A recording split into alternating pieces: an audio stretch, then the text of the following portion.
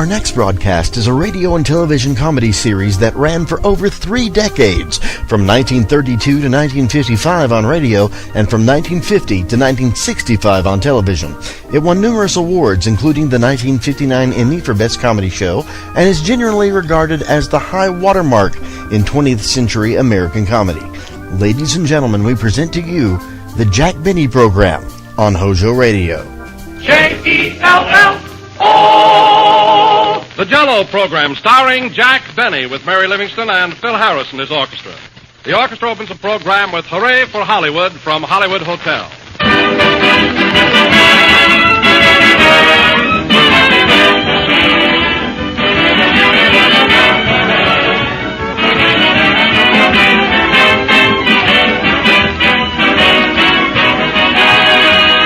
Oftentimes, there is some one thing that seems to have extra pleasant associations for us. It may be a place, it may be a song, it may be a word.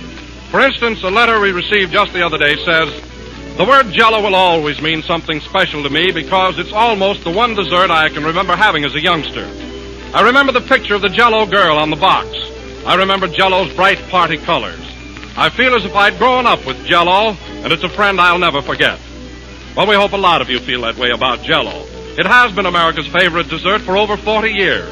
And the only changes in Jell-O have been to make it even better. Jell-O has a deeper, richer, more satisfying fruit taste than ever before. And Jell-O sets more quickly now. It's quicker and easier to prepare. But remember, there is only one Jell-O. There's always been only one Jell-O, so don't accept any substitutes for the real thing. Look for the big red letters on the box that always spelled Jell-O.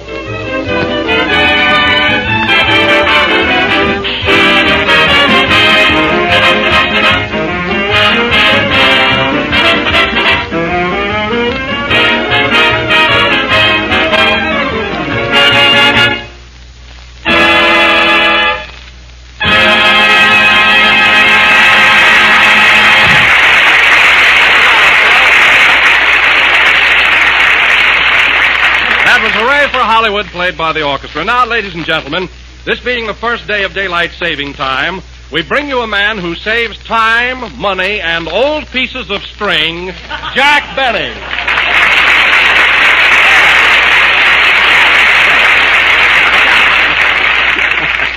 Hello again. There's a Jack Benny who also saves paper bags. They come in mighty handy, too. Well, Don, if we were in the East now, we'd have an extra hour today. 60 whole minutes to do with as we please. What would you do with yours? Well, Jack, if I had an extra hour, I think I'd go on a diet. You know, not eat anything. Not eat anything for a whole hour? Why, Don, that would be a drastic move for you, wouldn't it? Yes, but I should do it anyway, Jack. I think I'm getting a little plump. Oh, a little plump? Yes. He's getting plump. Oh, well. Listen, Don, if I were a penny weighing machine and saw you coming toward me, I'd pull up my scales and run. Woo! You're just F.A.T. Oh, I not only resent that, but deny it. Anyway, we were talking about daylight saving time, weren't we? You know, Jack, I forgot all about our show going on an hour earlier. When I got up, I had to run over here like a streak of lightning. Boy, I had to rush. I know, Phil, and those pajamas are very becoming. I'm glad you like them. Imagine coming to the studio in pajamas. You didn't even bother to dress. I did, too. I never wear the tops. Oh. Well, I noticed that at least you took time to curl your hair. I did not. It's a mess.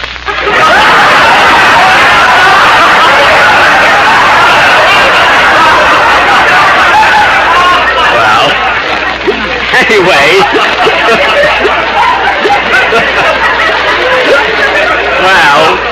Anyway, just because we're on an hour earlier today is no excuse for being careless, you know. Say, Jack, why do they have daylight saving time in the East and not out here? Well, Mary, that's so the people there can get up an hour earlier in the morning, and then when evening comes, they have an extra hour of sunshine. Suppose it's raining. Well, then they have an extra hour of rain. Like we have here? Quiet. It never rains in California. Never. Well, gee, I wish someone had told my uncle that this morning. Which uncle? The one with the wooden leg that warped. Look, Mary, you asked me a question. I answered it. Now leave me alone. Say, Jack. Oh, fine.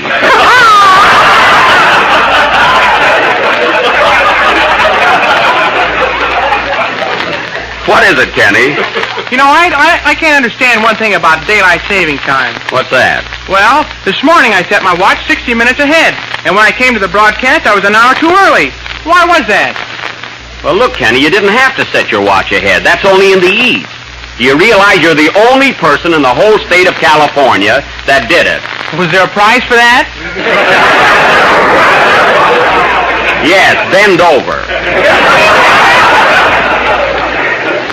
What a kid. He's hopeless. Well, at least I know rain when I see it. Yeah. Never mind that. Now, look, fellas, we have no more time to discuss rain or daylight saving because, as I announced last week, tonight we're going to do a very long play. In fact, it's a musical comedy. A musical comedy? Yes, Phil, if you'd show up for rehearsal, this wouldn't be such a shock to you. All those rehearsals bore me more than the show. Oh, that's too bad. Now, listen, fellas, we got to do something to make Phil happy here. Now you're talking. Shut up or I'll fire you. Anyhow, tonight, ladies and gentlemen, the Benny Light Opera Troupe will present what we consider a real masterpiece. We're going to offer our version of Walt Disney's sensational film and supreme achievement, Snow White and the Seven Dwarfs. Now, this will go on immediately. Hey, Jack, I didn't see that picture. What's a dwarf? A dwarf, Kenny, is a jockey with a long beard. Now, in our version... Am I going to be a dwarf, Jack? You, Don? What are you laughing at, Ray? He couldn't be a dwarf in an elephant act. Well, you'll be in it anyway, Don. Now, in our musical comedy version, folks, as none of us look like dwarfs, we are going to call our play Snow White and the Seven Gangsters. Mary Livingston, who is scared to death of these gangsters, will be Snow White. Now, let's see. There's also a Prince Charming. Say, Jack, can I be Prince Charming? Over my dead body. Let's see, who else? Oh, the witch. Where's that witch I hired? Here I am.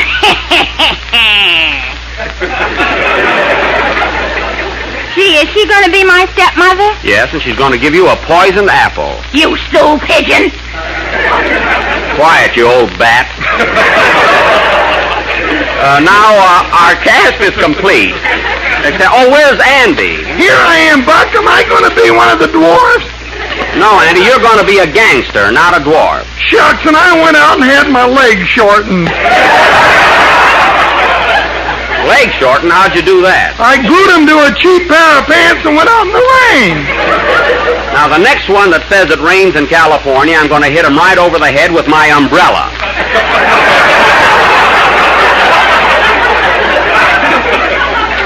Now, remember, fellas, we're all gangsters, and I'm going to be the roughest, toughest, meanest one of them all. Just a no-good rat, see? Wow. I'm as tough as any of those movie gangsters, ain't I, Mary? Yeah, you're a regular Edward G. Buttercup. Well, just the same, I can act tough.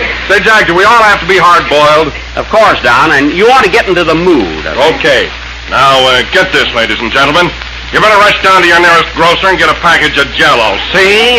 It comes in 6 delicious flavors. See? That's telling them, Don. Strawberry, raspberry, cherry, orange, lemon, and lime. See?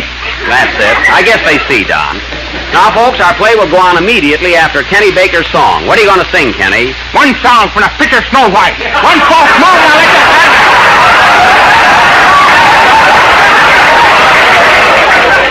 Okay, Kenny, let's have it. Okay. Right.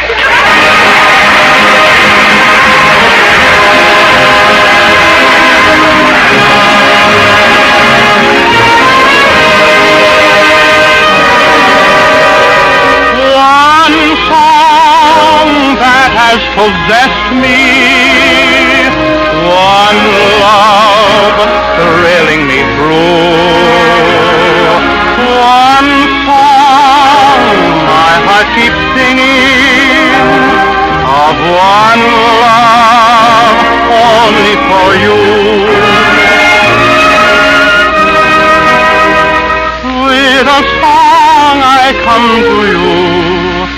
like a troubadour with a simple serenade, that and nothing more. I have no lute to play, no tinkling guitar, just a song to tell you how sweet to me you are. One song, I have but one song only for you.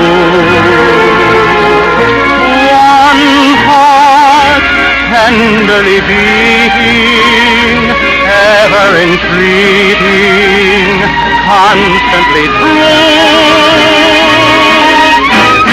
One love that has possessed me, one love thrilling me through.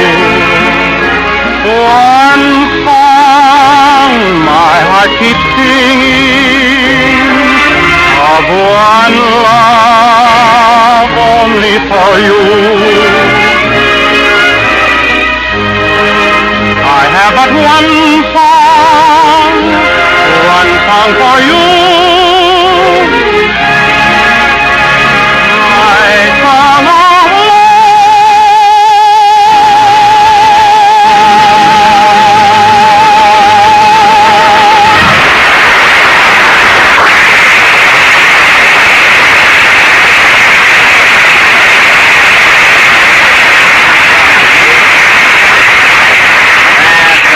One song from Snow White sung by Kenny Baker, and thanks, Kenny, it was certainly apropos. You said it, son. And now, ladies and gentlemen, for our musical comedy, Snow White and the Seven Gangsters. We will present this little fairy tale in 4 acts and 39 scenes. So take off your shoes, folks. You gotta stay in tonight. Here we go. The opening scene is the isolated farmhouse on Long Island, which is the hideout of the notorious Benny gang. As the curtain rises, Doc Benny is giving his boys a pep talk. Curtains. Music.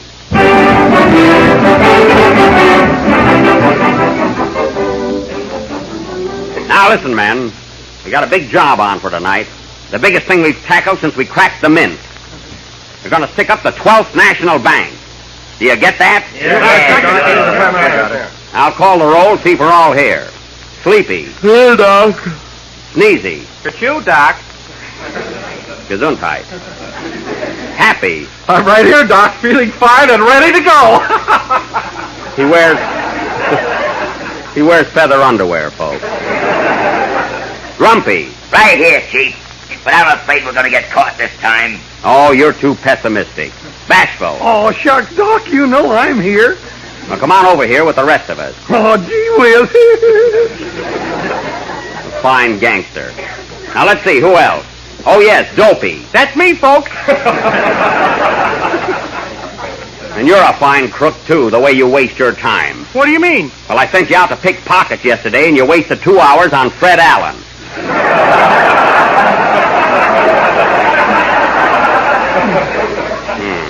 Imagine picking Allen's pocket. What did you find there? A hole. Oh. He buries his money, eh? And you, Bashful? Oh, what's the matter, Doc? I think you ought to take a guy for a ride, and you went in separate cars. Well, gee, I didn't know him very well. That's a great excuse. Now listen, fellas, you've been laying down on the job lately. I want you all to be up on your toes tonight. Say, Doc, What is it, Sleepy? what time are we going to rob the bank tonight? About 12 o'clock, and don't be late like you always are. I'm afraid of that job, Chief. We're sure to get caught and be sent up the river for 20 years. Oh, we will, eh? How do you feel about it, Happy? Well, Grumpy's right. We'll all go to Sing Sing and never come out. Gee, it'll be awful.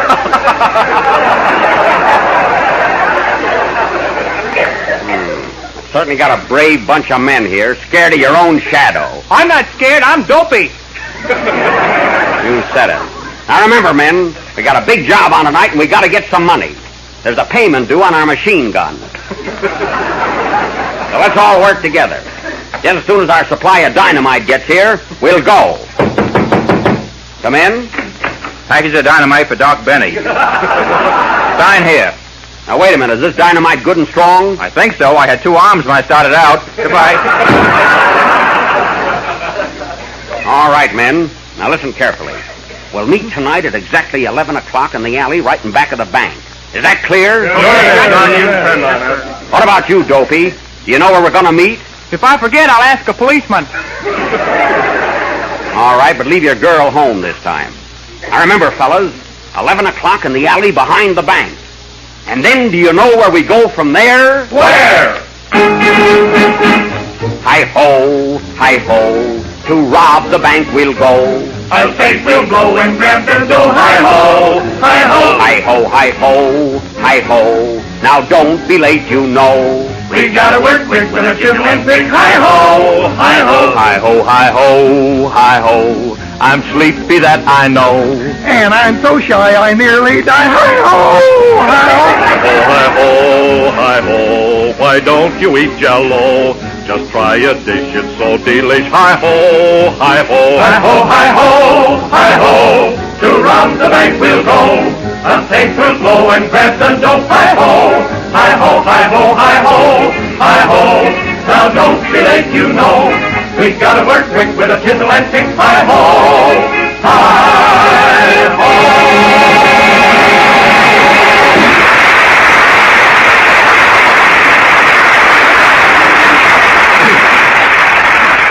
The scene changes. We now take you to the home of Miss Snow White, who lives on Park Avenue with her cruel stepmother, Mrs. Agatha Witch. Oh, she's a meanie. Take it away, Park Avenue.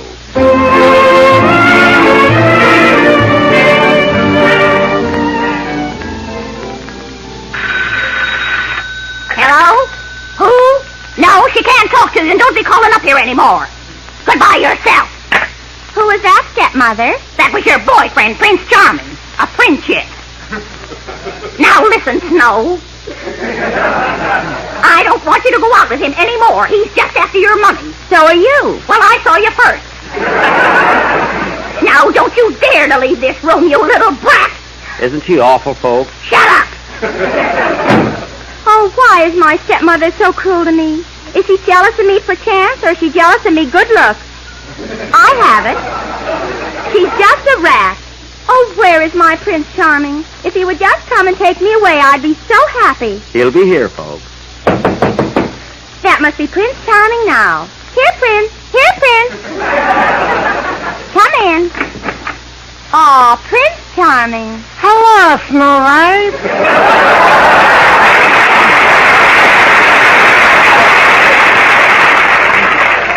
How's my little pickaninny? Oh, Prince, I'm so glad you're here. My stepmother's getting crueler every day. Boo-hoo-hoo-hoo. Is that so? What's the matter with that old Mickey Finn? Why, only this morning she tried to kill me. She gave me a poisoned apple for breakfast. Oh, what a lowlife that is. If I wasn't a prince, that gentleman in that car, I'd smack her up and down. And another thing, she says you're not a real prince. She says you're bogus. Bogus? That's my brother. I'm Boris. But you are a real prince, aren't you? Why, certainly. I got a coat of arms with a belt in the back. Then I don't care what she says. I love you, my prince. And I love you, too, my little honey child. Come into my arms. Oh, if you'd only take me away from here, I'd be so happy. Don't worry, my little sweetie cake. Someday I'll take you to my castle in the Catskills. When? Someday. Oh, someday. Someday we'll go away. Someday, so far away. And how thrilling that moment will be when the prince of my dreams comes to me. I'll whisper I love you and steal a kiss or two, so I'm ready to Oh, no! Though you're not so hard, someday when our dreams come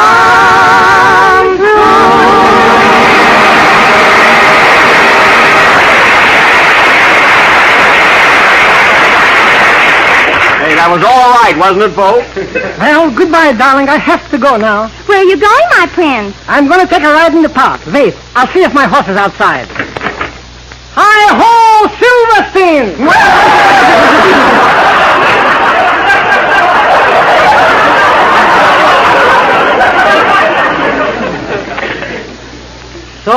So Prince Charming leaves.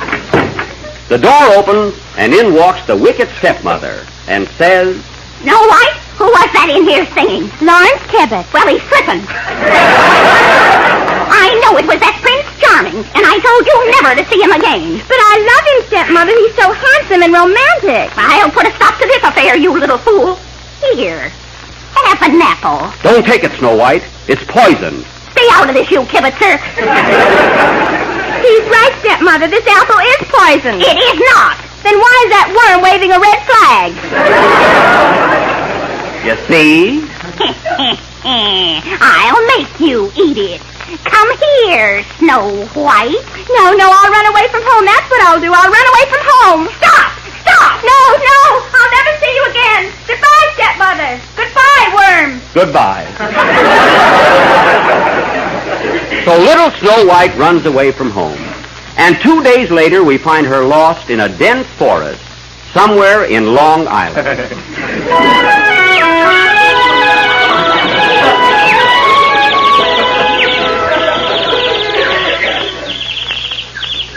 Here I am in the woods.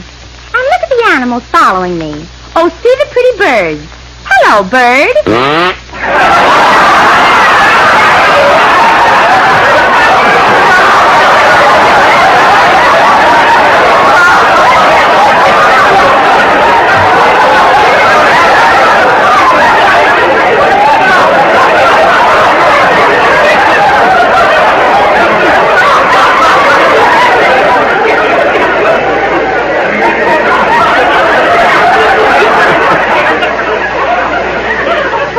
Isn't that pretty? That canary is somewhat of a critic. Gee, none of these animals are afraid of me. Look at that little pussy cat with the bushy tail. Come here, pussy. Oh, my mistake. Get away, pussy. That was a close one. And look at that little deer running after me. Isn't it cute? Hello, dear. Hello, honey. Fresh. Gee, I'm so tired and hungry. Oh, look, there's a farmhouse over yonder. Maybe I can get food and shelter there. Here I come, farmhouse.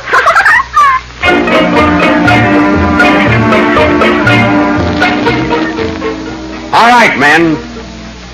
We're ready to rob the bank. Now, remember, this ain't no picnic, so everybody work fast and be on your guard. Say, Happy, where's the machine gun? Over there in the sewing basket. That's great. Have you got your bag filled, Grumpy? Yep, I got a flashlight, a chisel, some dynamite, a blowtorch, and my nightshirt. Oh, we'll be home before morning. Hey, Dopey, stop chewing that dynamite. You'll blow your brains out. If I had any brains, I wouldn't be chewing it.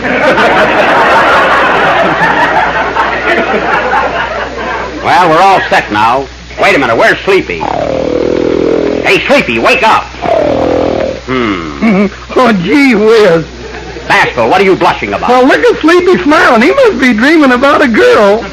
Well, you stay out of his dreams. Anyway, we can do without him. Now, let's go, men. And here's my final instruction. While we're robbing that bank, there's one thing that's very important. What's that, Chief? For heaven's sake, don't whistle while you work. Don't whistle while you work. Or the cops will come. We'll have to run. Be as quiet as a Turk.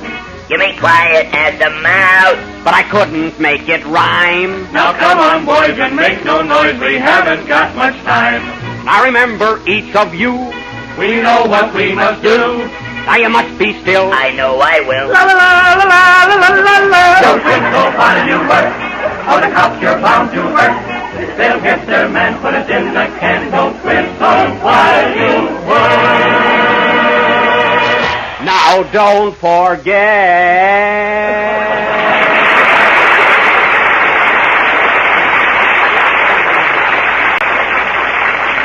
All right, men, we're on our way. Let's go.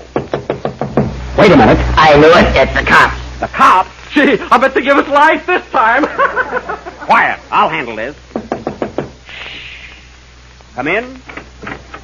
Hello, everybody. My name is Snow White. Why, it's a girl. A girl? Yes, a girl.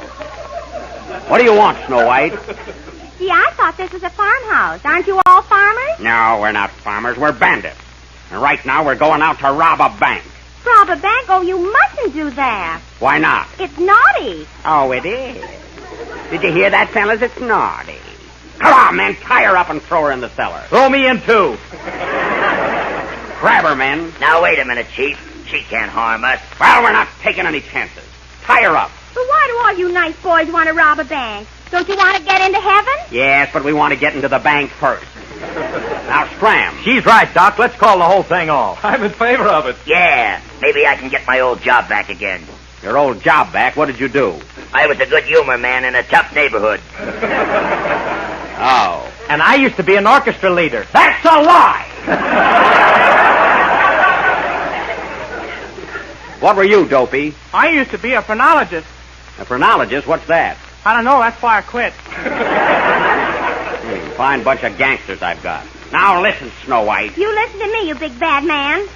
You're all going to throw away your guns and stay right here. You're never going to rob another bank as long as you live. I'm willing. Me too. How about you, Doc? Nothing doing. This is my racket, and I'm going to stick to it. Now, come on, Docky Walkie. Don't be a toughy-waffy. Oh. Come on, Doc. Don't be a batty-waddy. Oh, all right. I'm a sappy-wappy, but I'll do it. Hooray! Hooray!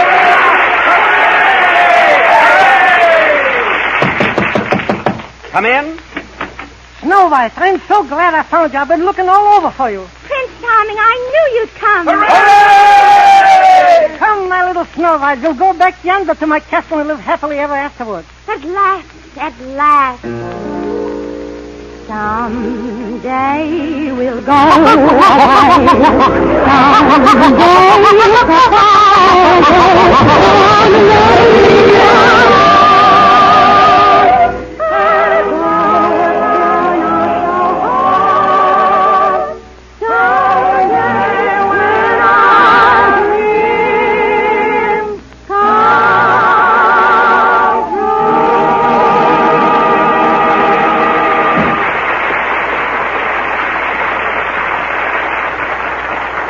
So Prince Charming married Little Snow White, and Doc Benny went back to his old job peddling fish in Waukegan. Play, Phil. Bright blue skies, gay new fashions, new things to eat. These are the signs of spring. And here's the perfect dessert to fit the mood, called Springtime Delight. The freshest, gayest dish you've tasted in ages. And real easy to make with fruit-rich strawberry jello and just 1 cup of fresh strawberries. Dissolve a package of strawberry jello in hot water and chill until slightly thickened.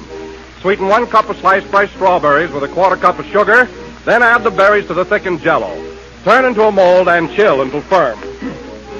It couldn't be easier to make, and it's, well, an inexpensive way to take advantage of the fresh strawberries just coming into the market. And wait till you taste it. The delicious, extra-rich fruit flavor of strawberry jello combined with the juicy sweetness of fresh berries. It's a grand springtime dessert, so try it soon. Just be sure to make it with genuine Jell-O. Ask your grocer for Jell-O. This is the last number of the 30th program in the new Jell-O series, and we'll be with you again next Sunday night at the same time. And I hope you all liked our musical comedy version of Walt Disney's famous picture, Snow White and the Seven Dwarfs. Oh, Jack. Yes, Mary? You know, we forgot to do one of the best songs in the picture. Which one is that? The Wishing Well number, you know, where you hear the echo. Oh, yes. Well, I'll tell you what. Let's do it now. Andy, you get down in the well and do the echo. Okay. Hit it, boys. I'm wishing for the one I love to find me. Mary, hand me that bucket. Oh! Good night, folks.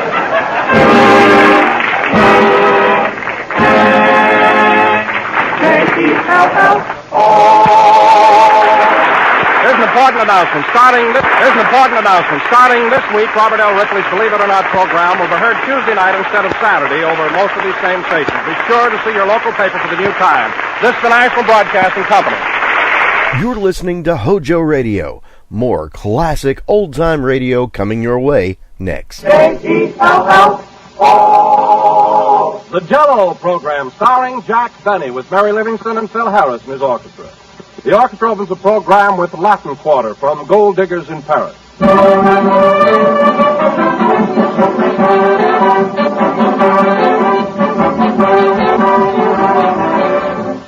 Every woman knows there's something mighty satisfying in being not only a good cook, but a thrifty cook as well. And you'll find Jell-O is a big help in planning thrifty meals. It costs only a few cents a package, and one package serves the average family generously. And Jell-O makes a perfect dessert, appetizing, attractive, delicious. For it brings you that extra rich fruit flavor, a flavor that's deep and luscious and satisfying. Strawberry, raspberry, cherry, orange, lemon, and lime. All 6 flavors are crammed with this extra rich goodness that makes Jell-O a hit with the whole family every time. It's so good to eat you can serve it several times a week. And it's so economical you can afford to serve it just as often as you like. But be sure to get genuine Jell-O. Don't accept any substitutes for Jell-O's grand extra rich fruit flavor. Look for the big red letters on the box. They spell Jell-O.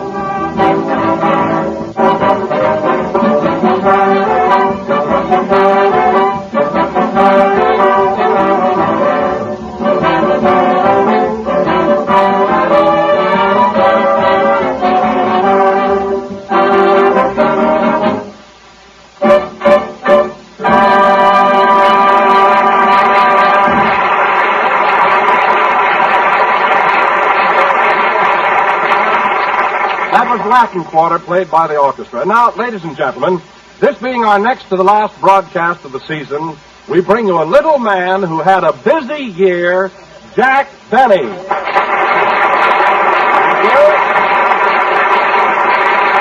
Thank you very much. Hello again, this is Jack Benny talking, and Don, you're right. I'm just about worn out. Naturally, week after week with radio and pictures, it takes a lot out of you. Well, at that, Jack, for a man who works as hard as you do, you're in excellent shape. How do you hold up so well? Where do you get all that energy? Well, I'll tell you, Don, with Popeye, it's finished.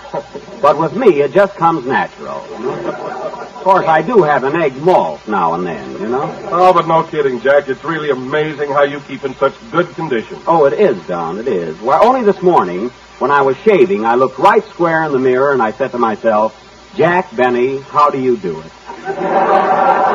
How do you do it? I tell you, it's unbelievable. Yes, it is, Jack, but I must repeat, you look marvelous. Thanks, Don, thanks. Say, Jack. Yes, Phil. You know, that's a pretty bad sign when you start talking to yourself. Well, I wasn't really talking to myself. I was just thinking out loud. Don't you ever think out loud, Phil? Not around here, you'd fire me.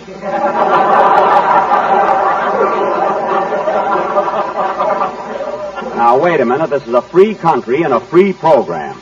Nobody has to be afraid to speak their minds around here. Oh, they don't? No. Well, in that case, Jack, you look lousy.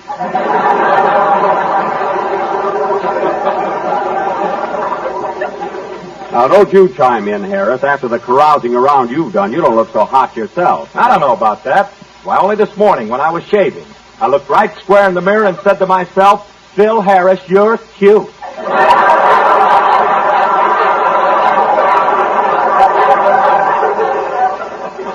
Cute?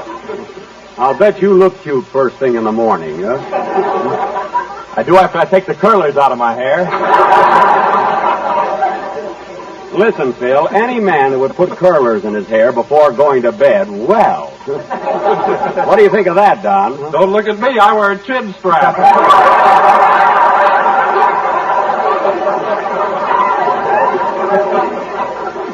Well, you could use one. Huh? Hey, Phil, do you wear a chin strap, too? That ain't a sunbonnet I sleep in. Well, that kills me. What you fellas won't do to look beautiful. Hello, Jack. Oh, hello, Mary. Say, Mary, you want to hear something? Phil sleeps with curlers in his hair, and Don wears a chin strap. Isn't that awful? It certainly is. Even if I weren't handsome, I'd never go that far. Of course not. No. Tell about that argument you had with your laundryman yesterday. There was no argument. What was it, Mary? Mary, if you tell him, I'll fix you. Come on, Murray. What was the argument with the laundryman? Well, Jack was mad because they ripped the lace off his shorts.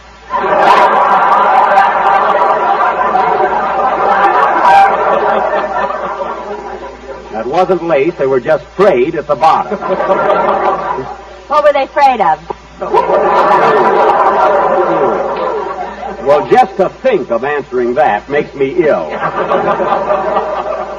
Anyway, I don't go around trying to beautify myself like those two guys. Oh, no. I saw you in the barber shop this morning under a mud pack. A mud pack? Yeah. Well, that was just a sample. The barber was trying to sell me a piece of property.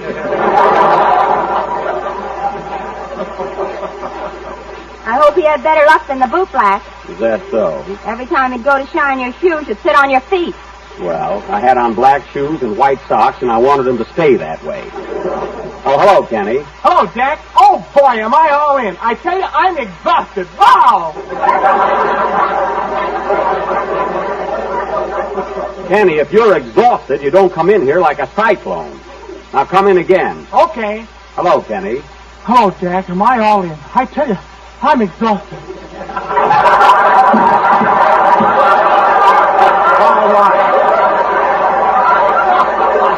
All right, Kenny, you didn't have to fall down. Now get up. Imagine a young kid like you exhausted. What from, singing a song once a week? Well, don't forget I have to take bows when it's over. Oh. I suppose that's a lot of work. Well, from now on, Kenny, when you sing your song, just eliminate the bows. Not me. I'm a ham.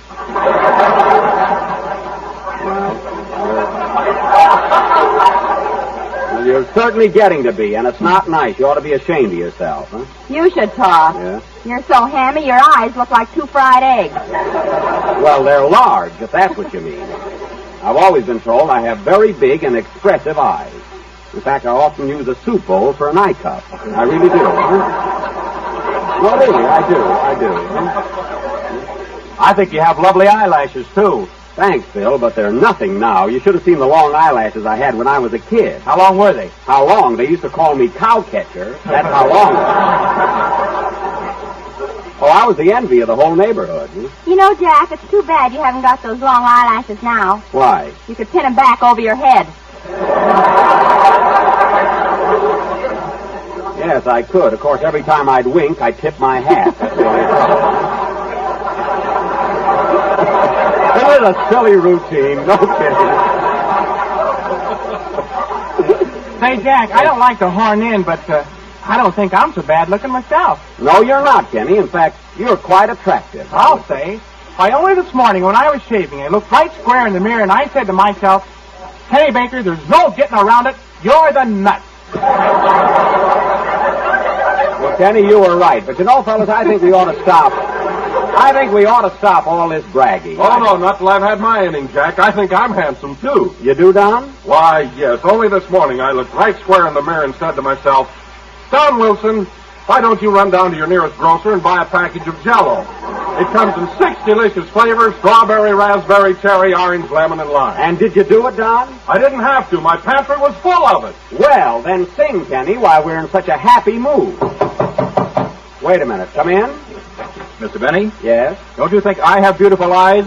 Why, of course. Who are you? Just an old potato. Goodbye. Oh, I'd like to match him. Sing.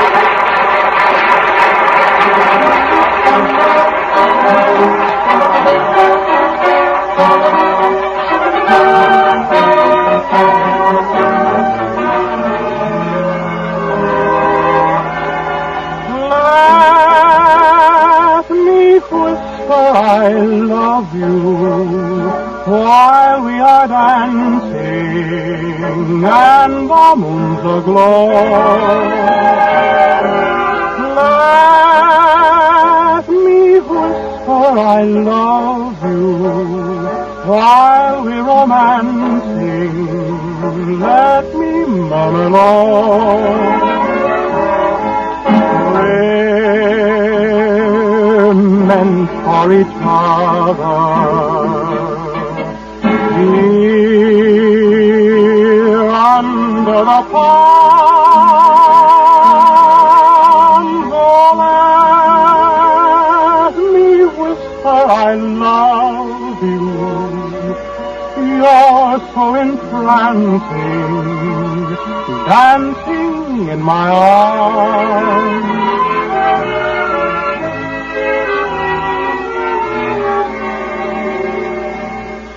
There is a place I'm thinking of, a perfect setting for two in love.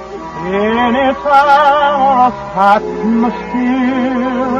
you will soon hear me say,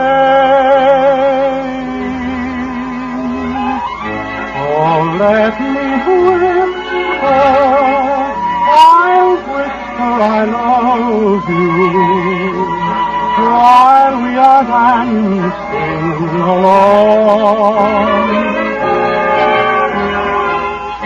Now let me whisper, I'll whisper I love you, while we're romancing along.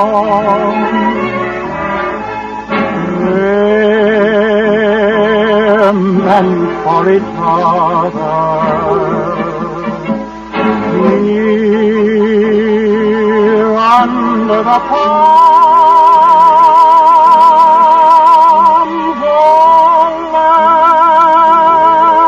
Let me whisper I love you.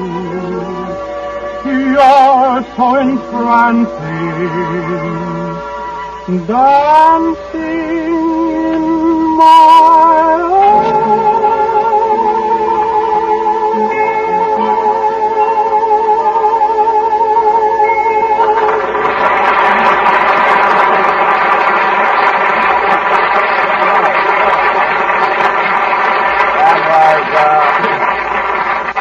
Let Me Whisper, sung by Kenny Baker. And Kenny, stop bowing. No wonder you're exhausted there. Well, I got some new suspenders on and I want to break them in. Oh. Well, anyway, Kenny, your song was very good. And you know, folks, that's the last time this season you'll hear Kenny Baker sing. He's flying to New York tonight right after the broadcast.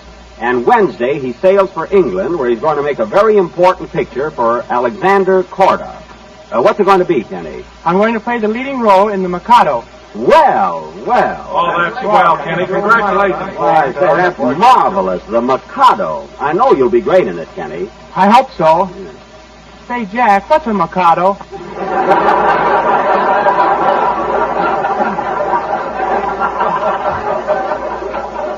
It's fine. He's going to play the Mikado and don't know what it is. Well, what is it? Well, Mary, Mikado is a sort of a... Well, it's a kind of a... Is it like an avocado? Well, not exactly, Kenny. A Mikado is it's a precious stone. I know that much. Jack, Mikado is the title for the Emperor of Japan. That's it. The Emperor, a man that wears precious stones. You didn't say that at all. You said a Mikado was a precious stone. I did not. I said the Mikado was a man that wears precious stones in his crown.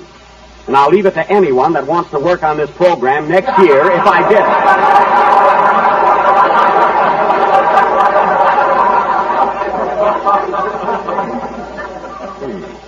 Well, that's settled. If I'd have saved my money, it wouldn't be.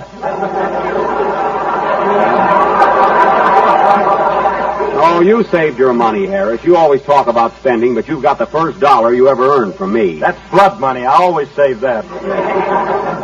Now, listen, Phil, blood money, nothing. Nobody here has any trouble getting their money out of me. I pay off, don't I, Mary? Yeah, like bank night in Glasgow. I was just trying to be funny. Don, have I ever been late with your check? Huh? Oh, you haven't, Jack. I always get it on time. There you are. Of course, I'm bigger than you are. Yeah. Your left leg is bigger than I am.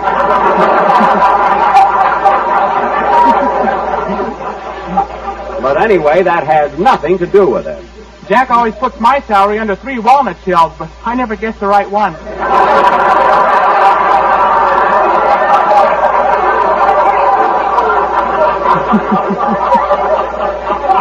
All right, Kenny. I was going to let you win next time, but now I won't, huh? Well, I think there's something fishy about the whole thing. Never mind that. Now tell us about your trip, Kenny. What boat are you sailing on? The Normandy. Oh, the Normandy. See, I made a round trip on that boat last year, and it's very deluxe. They even have neck rests on the portholes there. What stateroom have you got? Room 280 on C deck. 280 on C deck. Why, I had that room. Gee, now there's a coincidence. You're going to Europe on the same boat, the same deck, and the same room. It's the same ocean, too. Yes, it is. And, Kenny, as long as you've got the same stateroom, I wish you'd do me a favor. I left my washcloth in the bathroom there. Will you pick it up for me? Oh, sure, Jack, but how I know it's your washcloth? Got patches on it. That's a lie, matey. It's in good condition. Anyway, I hope you'll have a swell trip, Kenny, and that your picture in England will be a grand success. Thanks, Jack. And now, ladies and gentlemen, we have a special treat for you. This being Father's Day, we have prepared an original... come in, Andy. Come in.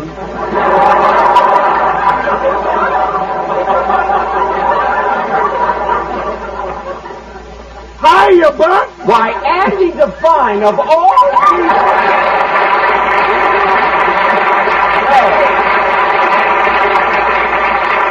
Well, this is some surprise. Well, how's the old mayor of Van Nuys? Okay, Buck, I got everything running smooth and under control. Well, that's good. You know, Andy, I was beginning to think you were high-hatting us. You haven't shown up in a couple of weeks.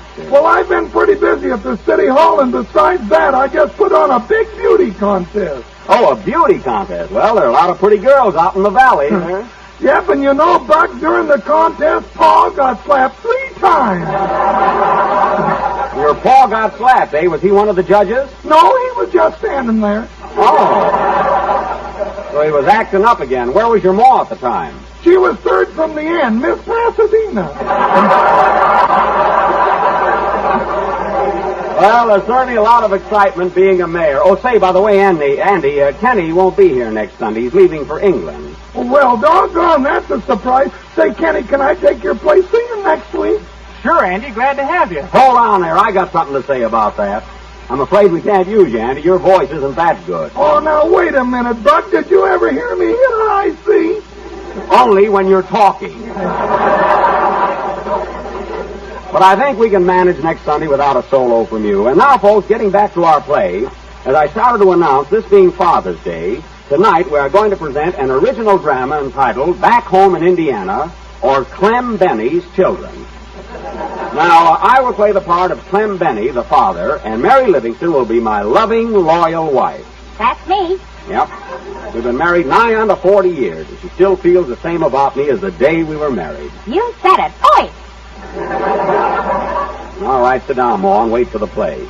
Anyway, Mary will be my wife, Phil Harris will be my oldest son, and Kenny... I'm going to be the Mikado. Not in this, you're not.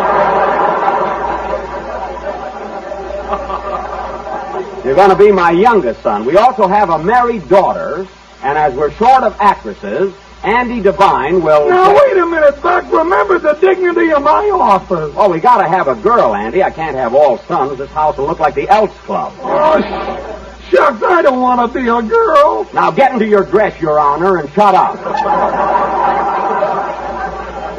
Now, let's see. Announce my part, Jack. No, Don, I'm not going to tell anybody what it is. I want it to be a surprise. Gee, I can hardly wait. Control yourself, Don. Now, this play will go on immediately after the next number. Hit it, Phil. Hold it. Come in. Mr. Benny? Yes? Was I in here a little while ago? Yes, you were. You were an old potato. Well, I'm boiled now. Benny, can't you take him to England with you? Play.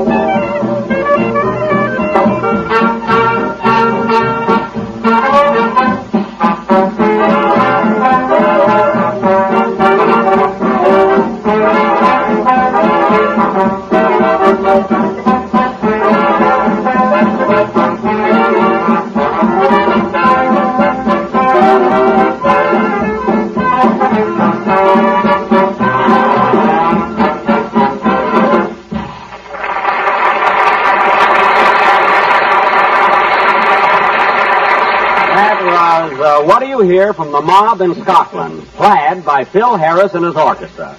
Did you hear that, Phil? Scotland Plaid. I said plaid instead of plaid. I'll forget it if you will. Now, I thought that was clever, didn't you, Mary? Well, Jack, as long as you ask me, personally, And now for our play, Clem Benny's Children. The locale is the thriving little town of Number 2 Breakfast, Indiana. It is Father's Day. As the scene opens, we find Clem and his wife Mariah seated in the parlor of their broken-down farmhouse. Curtain music.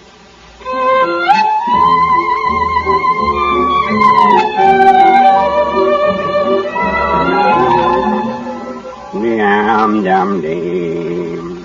Yeah-da-da-dim-dim. Doggone, Mariah, it sure is hot today, ain't it? Yep, Clem, it's a sizzler. The hens ain't laid nothing but 3-minute eggs for a week. I don't mind that so much, but I was milking the cow last night and scalded myself.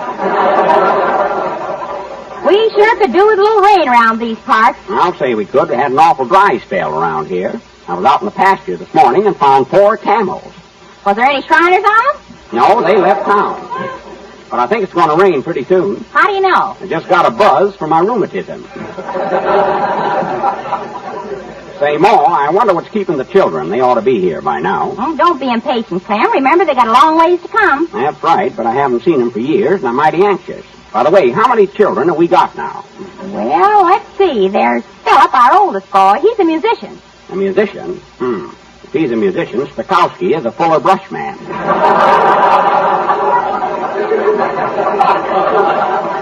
That Philip is about as musical as a bagpipe with asthma. I don't know how that would be. I never had the bagpipe. No, but with your asthma and my snoring, the bedroom sounds like an airport.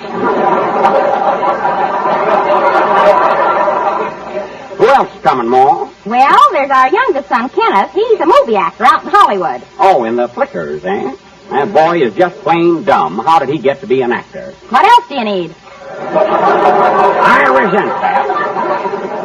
Who else is coming home, Ma? Well, there's our daughter, Petunia. Oh, yes, little Petunia.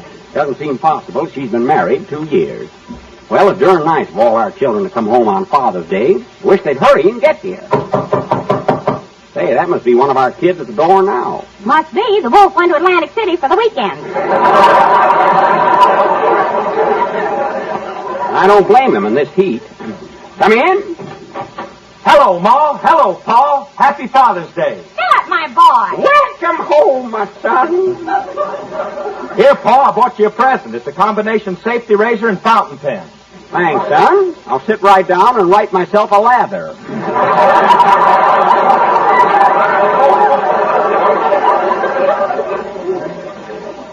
What you doing, Philip? Still playing in an orchestra? Oh, I got a band of my own now. Curly Harris and his Fugitive from a Music Lesson. Well. And you want to know something, Pa? I'm on the radio, too. Well. Making any money? No, I'm working for a chiseler. Well. Shut up. I wish Kenneth and Petunia would get here. I'm hungry. I could go for a nice thick steak. Why do you chew it with? You ain't got no teeth. Don't need any. I got sharp gums. Well, Philip, before I forget it, I want to thank you for that old suit of clothes you sent me last month. Oh, did you like it? No, but there was a bottle of gin in the hip pocket. That wasn't gin, that was rubbing alcohol. I should have guessed that. I had the DTs and the snakes were massaging each other. Well, let's go in and eat. I can't wait any longer. Wait a minute, Pa. That's either Kenneth or Petunia. Could be the landlord coming for the rent. I better hurry up a little. I might have to vamp him. Well, this suspense is terrible. Come in. Why, Kenneth. Come in, my boy. Come in. Hello, Mater. Hello, Governor. Happy Pater's Day.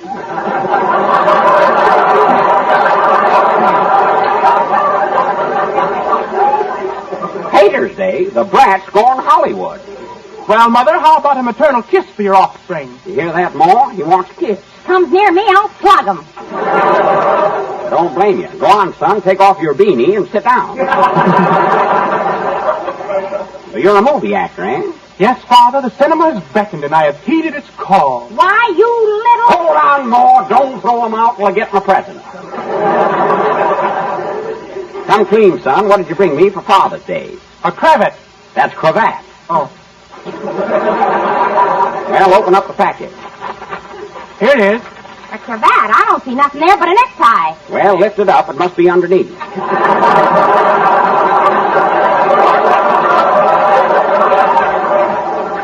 Why, Pa, a cravat and a necktie are the same thing. Go on, you don't even know what a Mikado is. You didn't do so well with it either. Quiet, Ma. Oh, by the way, Kenneth, this is your brother, Phil. How do you do? Glad to know you.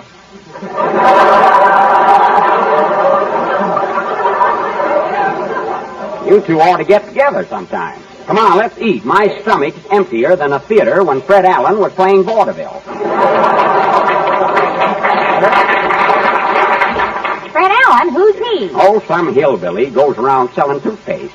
Is it any good? Don't know, never ate any. Well, come on, kids, let's go and chase the goat out of the dining room. Say, that must be Petunia now. Come in. Petunia! My daughter! Hiya, Ma! Hiya, Pa! Well, our own little Petunia, sweet and pretty as ever. Oh, gosh, Pa. Ain't you going to give your daddy a kiss? Not if I can get out of it. Oh. But I want to kiss Ma, though. Skip it, Petunia. I'll take a rain check. Well, daughter, did you bring me something for Father's Day? Sure did, Pa. Here it is right in this basket. Where? Right here. Go ahead and lift up the blanket. Okay. Well, I'll be switched. What do you know about that?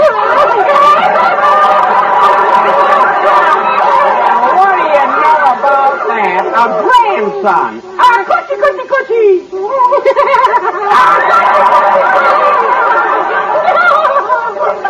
Doggone Petunia, I never thought you'd be a mother. Neither did I.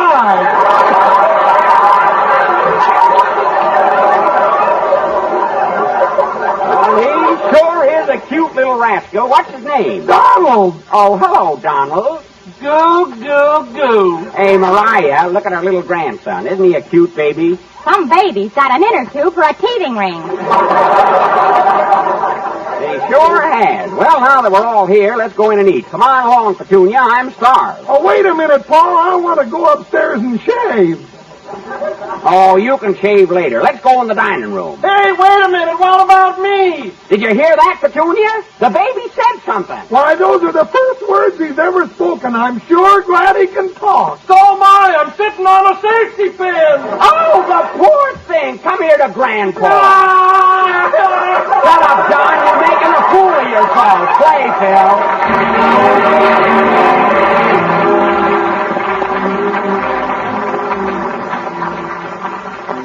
Question: who likes chocolate ice cream? Answer: why, just about everybody. And now you can have perfect homemade chocolate ice cream, smooth, creamy, rich with chocolate, the kind you've always wanted to make. And here's the easy way to have it. Make it with Jell-O freezing mix, and believe me, you'll be tasting the grandest ice cream you ever took out of your refrigerator. For that rich, luscious chocolate flavor is made by Walter Baker & Company, and they've been making fine chocolate for over 150 years. That's why chocolate ice cream made with Jell-O freezing mix is really something special. And it's so quick and easy to prepare, you'll be making it all the time. There's no fuss or bother with cooking.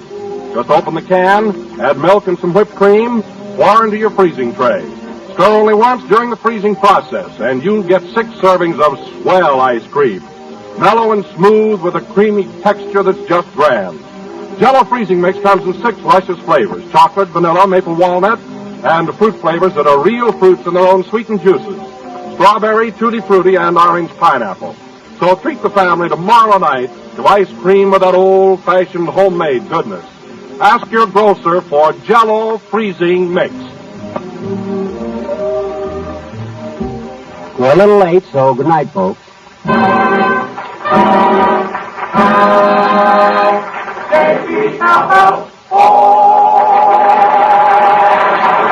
It's the National Broadcasting Company. Our next popular broadcast began in August of 1949 on NBC Radio and ran until November of 1953. Set in the Midwest, it starred Robert Young as General Insurance Agent Jim Anderson and portrayed an idealized vision of middle-class American life of the era. It was created by writer Ed James. While the show is often regarded as an example of conservative nature of the American family life in the 1950s, it's also cited as to be slightly rosy portrayal as well. We proudly present to you Father Knows Best on HOJO Radio. Mother, are Post 40% bran flakes really the best tasting cereal of them all? Well, your father says so, and Father knows best.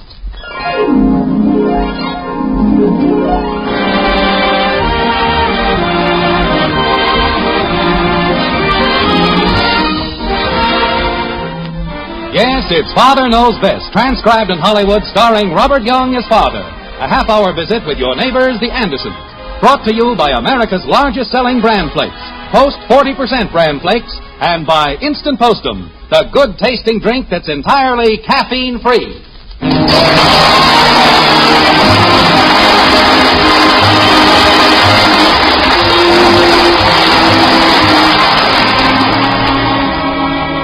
You know Kathy Anderson. She's the little girl that lives in the white frame house on Maple Street in Springfield. Did you ever notice her ears? Probably not. Well, she has two of them, and they're small, just like most little girls' ears. The puzzling thing about those little ears is how they can hear so much from so many in so little time. And right now, those little pink funnels have gathered in so much news that it's about to spill over. Like this. Margaret, I'm home. Well, where's the family? Oh, hello, dear. Oh, hello, honey. Betty's upstairs. Bud isn't home yet, and Kathy's around somewhere. I don't know exactly. Daddy! Never mind, I found her. Well, kitten, what are you bubbling over for? You don't know yet, do you? You don't know about Bud. Know about Bud? Well, he eats and sleeps. What else is there to know about Bud? Bud quit school. Oh, well, he's always doing quit school. Calm, Margaret, calm. It's all because of a girl. Because of a girl? Millie Ferris. He's in love with her. He asked her to a movie, and the teacher found out about it. Everybody's talking. Have the papers heard about this? But, Jim... Margaret, I want first-hand information before I get all worked up over it. I can tell you all about it, Daddy. Oh, I'm sure you can. But I want the truth. Margaret, please send Bud into the den when he comes in. It's probably Bud now, coming in the back way. We might as well have it out right here. Now, let's just take it easy. We'll see what he says when he gets in here. Quiet now. Don't say anything. Hi. He's going up to his room. Bud Anderson, you come back here. What? What's the matter? Can I go up to my room? Well, what are you staring at? Bud, we've just heard a little distressing news. Report has it that... Hello, people. What's all the fuss? Betty, your brother has decided to quit school, and he refuses to give us any reason. Refused? Holy cow. Let's give the boy a chance, Margaret, please. I can give you a good reason. He's just too dumb to go any farther. Who, me? Mother, I've been looking over my room, and I'd like to talk to you about something. Later, Princess.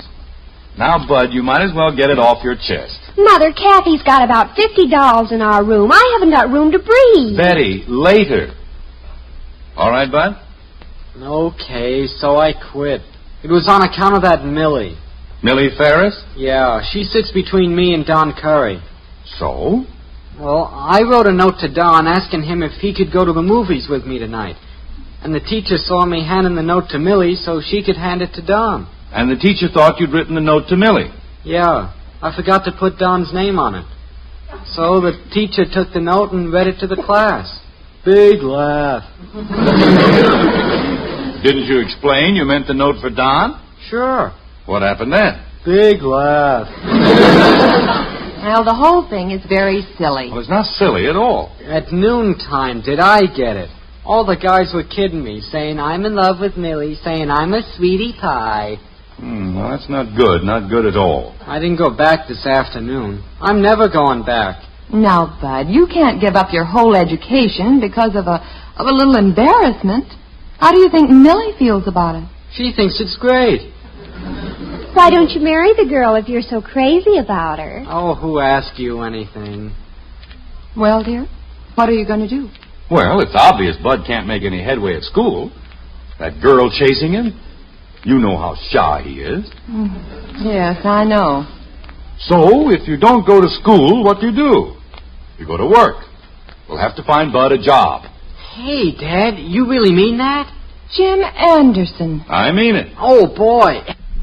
I'm going in the den and call some of the fellas. Yahoo! No more school. Jim, I don't understand. I'll explain, honey. The girls, you run along. I want to talk to your mother alone. Well, I'm sure Bud's ignorance doesn't concern me in the least. I'd like to talk to you later, Mother. And you run along too, kitten. Gee, Daddy, I don't know where to go. Oh, well, let's see. Well, you see this closet right here, the one with the thin door that sound carries through so well? Yes, sure. Well, don't go in there. You go upstairs to your room and close the door. Ah, heck. I never have any fun. Now, Margaret, just let me talk. If I forced Bud back to school right away, it might break the poor kid. Everybody laughing at him? It was all a mistake. Who knows it? Well, the Ferris girl knows it. And she won't tell. She's got herself a boyfriend. And we've got a boy who won't go back to school. Margaret, it's as simple as this. I'm going to give Bud a job. Working for us, the Andersons. What? Wait until you hear the work I've outlined for him. He'll be so sick of work by Monday morning that he'll be glad to go back to school, even if he has to sit on Millie's lap. Simple, won't you admit? Yes. Oh, you and your plans. Now, honey, just leave everything to me. Dad, hey, Dad, you know what? Your father knows everything. Dad, if I start to work now, by next June, I ought to get 2 weeks vacation with pay. See, Margaret, a forward-looking businessman. Pardon me while I finish getting dinner. I'd kind of like to pack into the woods by mule. Would you like to go? Bud, as one mule to another, let's get you a job first. Here, I brought in the paper. Now, let's take a look at the want ad. Sit down. Let's see. Selling. Oh, this sounds good. If you can't make $500 a week, we don't want you. What does that mean? That means they don't want you.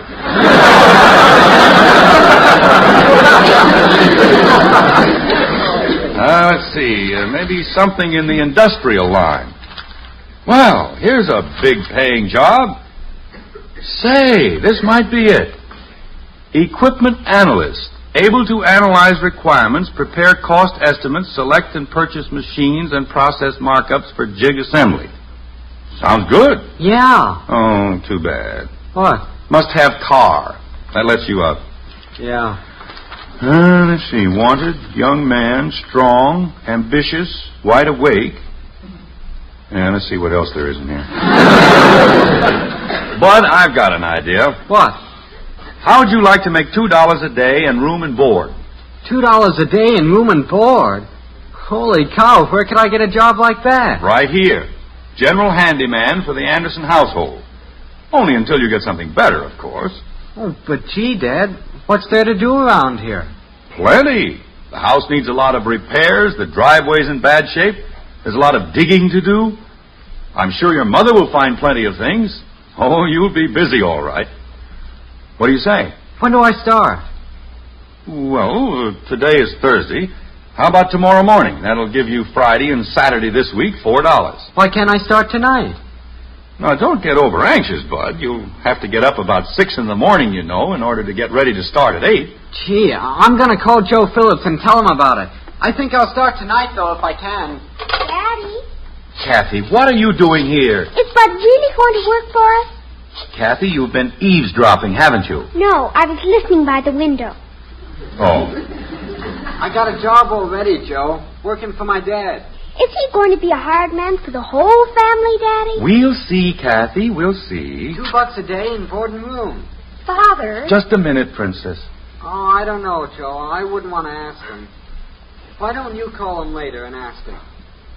Yeah, he's in a good mood. Okay, Joe, goodbye. Okay, Dad, I'm ready to start. What do you want me to do first? I'm working on it. Father, if Bud isn't exactly a member of the household, shouldn't we rearrange the living quarters upstairs? Don't bother me with that now, Betty. I'm trying to lay out a work schedule. Yeah, let's see.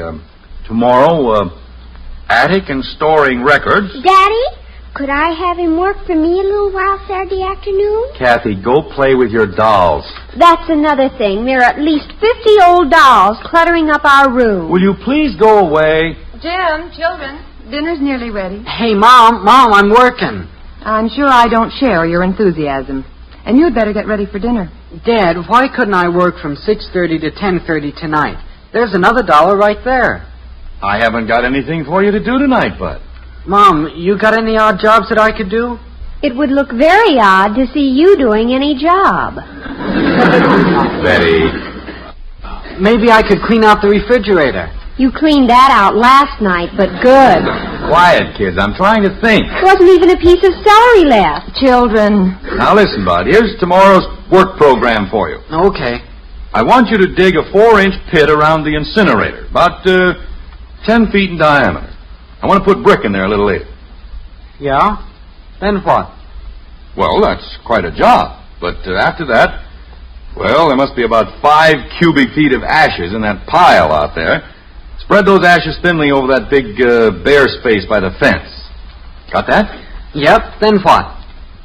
Oh, well, if you get through that, stack all that broken lumber back of the tool house. Right? Right. Okay. But what do you want me to do in the afternoon? In the afternoon? Plan's working out nicely, isn't it, Jim? It hasn't begun yet. But you mean you think you can do all that in the morning? Sure, that's a sin. Okay. Well, there must be 100 bundles of magazines in the attic. Lug those out by the garage. I'm going to send them to the paper drive. I already did that one evening last week. You did? They're around on the side. Well, then lug them back up to the attic again. But, Dad, if the magazines are downstairs... Hello? Just a minute. It's for you, Daddy. Oh, all right. Hello? Oh, hello, Joe. What? Well, Joe, I'm sorry, but I'm full up right now. No, don't call me. I'll call you. Goodbye. What in the world goes on here? Who was it? Joe Phillips. He heard I'm hiring men. He wants me to give him a job. He's figuring on quitting school, too.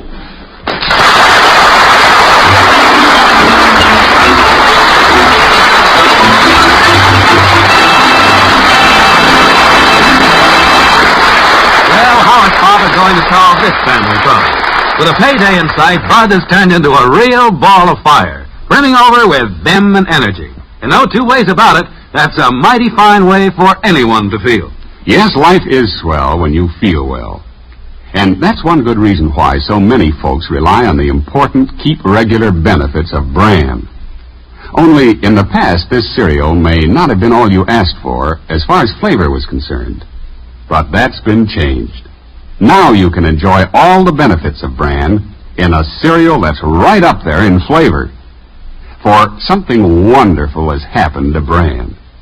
Yes, new Post 40% bran flakes have a completely new and delicious flavor called Magic Oven Flavor.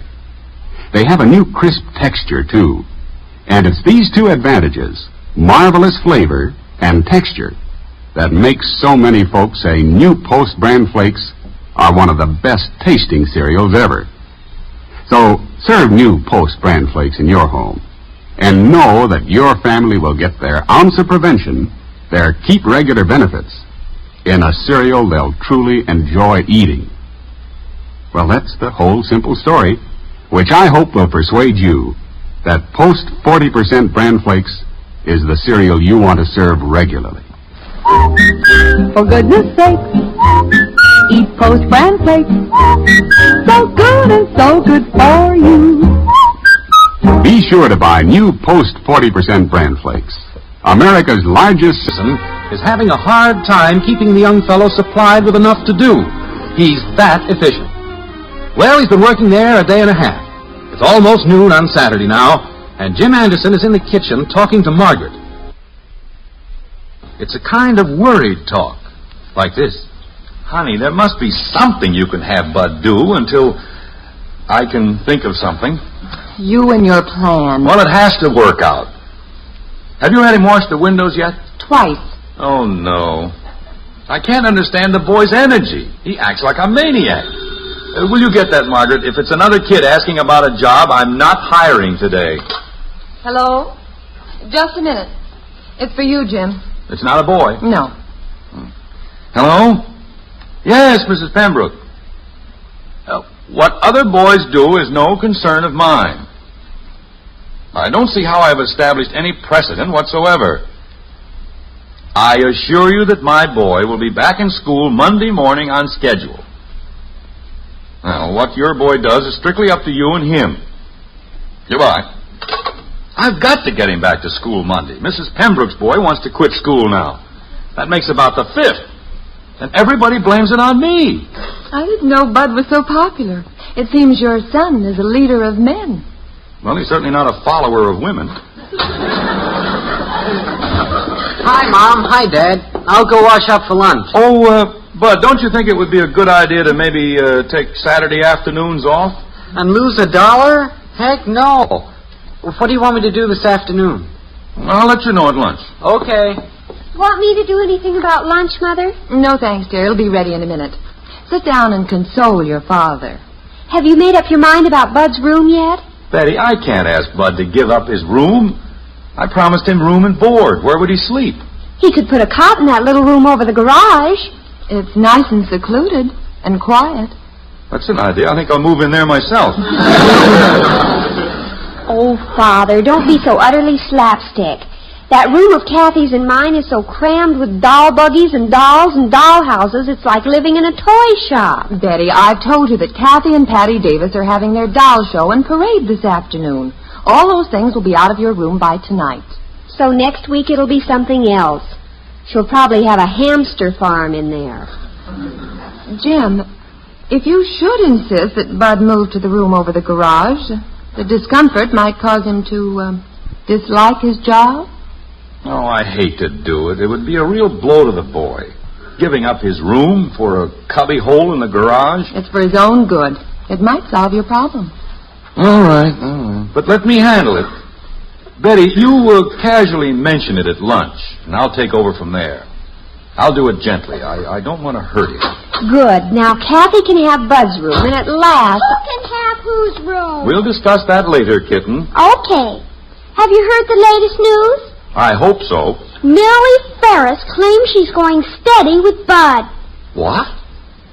She thinks Bud really sent that note to her. Why, she couldn't have. Dear, you know how girls that age are. She probably wants the other girl to think she has a boyfriend. She'll grab at any excuse. Well, Bud is a mighty poor excuse for a boyfriend. Oh, yeah? Well, your old Ralph isn't so great either. Oh, turn green. Oh, turn purple. Oh, cut it out. The poor girl has taken advantage of a situation, and she's glamorizing it. She called here twice yesterday, you know. Wanted Bud. Oh, fine. Well, all that concerns me now, Father, is to get the room situation straightened out. I'll be the happiest girl in the world. All right, just leave things to me. By the way, have you any work lined up for Bud this afternoon? I'm thinking. Daddy, can I use Bud this afternoon? Kathy, there's no kind of work you could give him that he couldn't do with his little finger. I've got to make it tough on him. But I sure could use him. I think he's coming downstairs. Now, don't mention Millie. And, Betty, bring that idea of Bud sleeping out over the garage in very casually. Hi. Lunch ready? Sit down, Bud. Mind if I eat fast? I want to work most of the lunch hour so I can knock off a little early. Bud, take it easy. Don't you ever get tired? Oh, a little, but when I think of that $2 a day rolling in day after day, boy. Pass me the sausage. Bud, please. What's for this afternoon, Dad? Just take it easy, Bud. But what is it? Well, as a matter of fact, Kathy had an idea. Kathy? Father, there's something I wanted to bring up. Casually, of course. Oh, yes. Ralph and I were discussing family environment yesterday. Bread, please. Ralph is of the opinion that it's not good for a family to live in the same house with a hired man. Jam. He thinks the hired man should be kept outside the house. Peanut butter. Bud, did you hear what I said? Yeah, sure. What's Ralph got to do with it? Well, it just happens that Ralph is my current fiancé. What's a current fiancé? The alternating current, kitten. He alternates with that Rogers boy. Oh, Father, don't be so TV comic. Betty, I think you may as well forget it. I will not forget it. It'll help you, too, you know. Not now, Betty. Hey, Dad, I got an idea. I thought I had one, too. Why not let Kathy have my room and me move into that little room over the garage? What? What did you say? Well, I figure this way. I figure that room of mine is worth about $10 a week rent, right? Oh, I suppose so. But that little room over the garage is worth only about $2. So I'd rather live there, and you could give me the extra $8 a week. But I'm sure Father will be very happy to do that. Mm-hmm. Well, everything seems to be working out just fine. But I wish you a long and prosperous career as a hired man. Now, wait a minute. I think I'll call Joe and tell him I got a raise. Just a minute, Bud. Why don't you reconsider this whole thing? A boy's place is in school. Father, I'm not going to lose that room now. And I'm sure Bud wouldn't want to give up $8 a week. Now, Betty, you stay out of this. I guess I better not call Joe. I better get to work. Well, what do you want me to do, Dad? Well, Bud, I ordered 3 truckloads of bricks. I was going to have you rip up the driveway and put in a new one this afternoon. Yeah. But the bricks haven't arrived. Kathy had something she wanted you to do. The shrimp? I don't want to work for her. Well, I can't say I blame you. Dear, I don't like to butt in, but after all, Bud is working for the family, you know. Oh, yes. That was the agreement, wasn't it? Holy cow, I quit school to get away from a girl. Now you want me to work for one. Well, Bud, it isn't much to do. Patty Davis and I are having our doll show today. What's that got to do with me? First, we've got to carry all our dolls over to Patty's house. Oh, not me. The other girls will be there. Then we start the parade. Bud will fit in fine in a doll parade. Betty? Then we parade down Olive Street to Maple, up Maple to Willow, over Grand, then back to Patty's house, where we have the show. And all you have to do is carry the extra dolls. Oh, no! Bud, dear, no matter what kind of work you do, there's always something unpleasant about it. That's right, son. You see, I promised that you'd work for the family, not just me. I can't break my promise. Of course, you could quit your job. Holy cow. I gotta think this over. It would be a shame to lose all that money you're making. Betty. What would you and Millie do for spending money, now that you're going steady? Betty Anderson. She called you 3 times yesterday, and she's told everybody that you're her steady. She did not. All right, ask Kathy. Well, that's what Millie told everybody yesterday. Okay, come on, Shrimp. Let's get the parade started. Oh, boy! First come out in the front yard a minute. I've got something I want. Well, Betty, you certainly fixed up things just fine. I think you'd better go to your room. Well, at least I have a room. That's more than I could say before. Well, Betty won, I lost. Now you'll have to force Bud back to school. I suppose. Well, Bud, why are you heading for the basement? Millie Ferris, she's coming up the walk. Look, Jim, out the window. She's giving Kathy a note. So that's Millie. Oh, nice-looking youngster. Why, she's going away again. Oh, here comes Kathy. I wonder what in the world... It's for Millie. It's a note for Bud. Shall I take it to him? I'll take it. Here. Jim, don't read it. It's a cinch Bud won't. I'll have to read it to him. Well... Bud, come up out of the basement. No. Good news, Bud. Come on up. Bud? I'm never coming up. Millie's gone. Like fun. If you don't come up, I'm going to fire you. Fire away. All right. I hereby give you a week's notice together with a week's pay. $12. Honest? $12? That's right. Boy, I can get out of town on that. You can go back to school with no worries. Listen to this note from Millie. Dear Bud, my mother made me tell both our teacher and Don Curry that note was really for him. Teacher is going to explain to the kids Monday morning. Don can't go to the movies with you because I'm going with him. So I guess you and I will have to break up. Break up? But let you and I still be good friends. Yours truly, Millie Ferris. Gee, Dad, I sure feel better, but kind of sad, too. What have you got to feel sad about? Oh, it's not me I'm sad about. It's poor old Don. Well, everything's fine. Margaret, I told you my plan would work. Knew it all the time. Margaret. What are you smiling at? Nothing. I'm just smiling.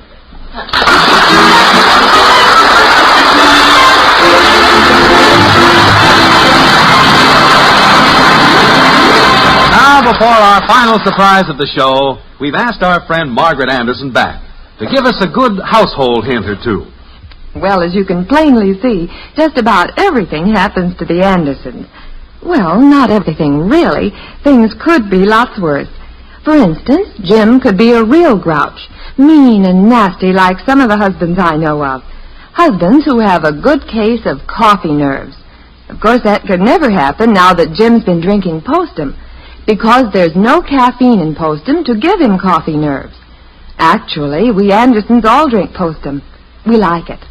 And I like the money Postum saves me. Would you believe it? But Postum costs less than 1/3 of what coffee costs. See why I like Postum? Well, why don't you try it on your family, too? It's instant. Instant Postum.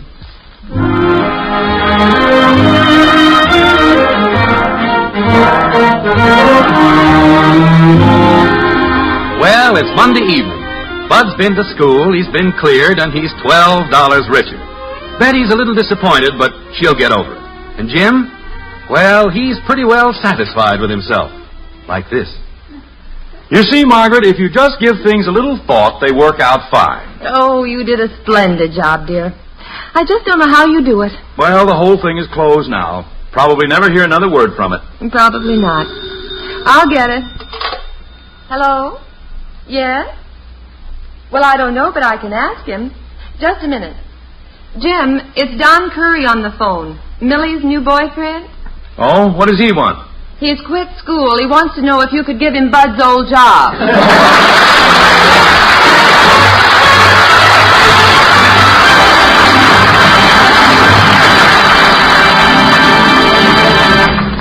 The right to vote for the candidate of your choice is one of the most precious rights of our democracy.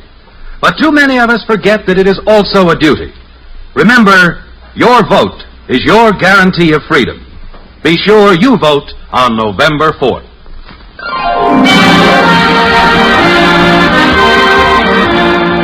Join us again next week when we'll be back with Father Knows Best, starring Robert Young as Jim Anderson. Until then, good night and good luck from the makers of Post 40% Bran Flakes, America's largest selling bran flakes, and Instant Postum, the drink that's entirely caffeine-free. In our cast were Helen Storm as Kathy, Gene Vanderpyle, Rhoda Williams, and Ted Donaldson. It comes in a red, white, and blue box. What is it? Hot Post Wheatmeal. It has the picture of Roy Rogers on the package. What is it? Hot Post Wheatmeal. It's packed full of whole wheat nourishment. What is it? Hot Post Wheatmeal. It has a rich, delicious, nut-like flavor. What is it? Hot Post Wheatmeal. Cooks in just 3 minutes. Another member of the famous Post family. What is it? Hot Post Wheatmeal. It's the best hot cereal you ever ate. Hot Post Wheatmeal.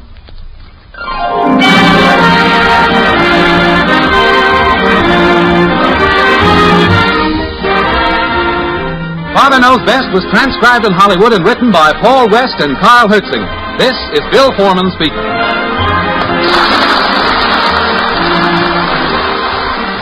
You're listening to HOJO Radio. Stay tuned. Mother, are Post 40% Bran Flakes really the best tasting cereal of them all? Well, your father says so, and Father knows best.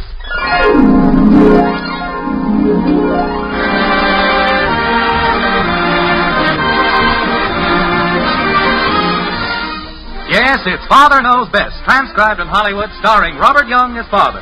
A half-hour visit with your neighbors, the Andersons.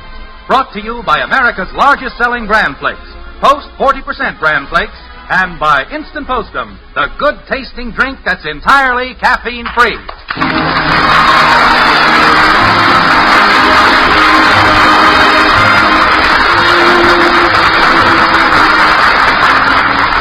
Towns and cities, like people, have birthdays, and Springfield is no exception.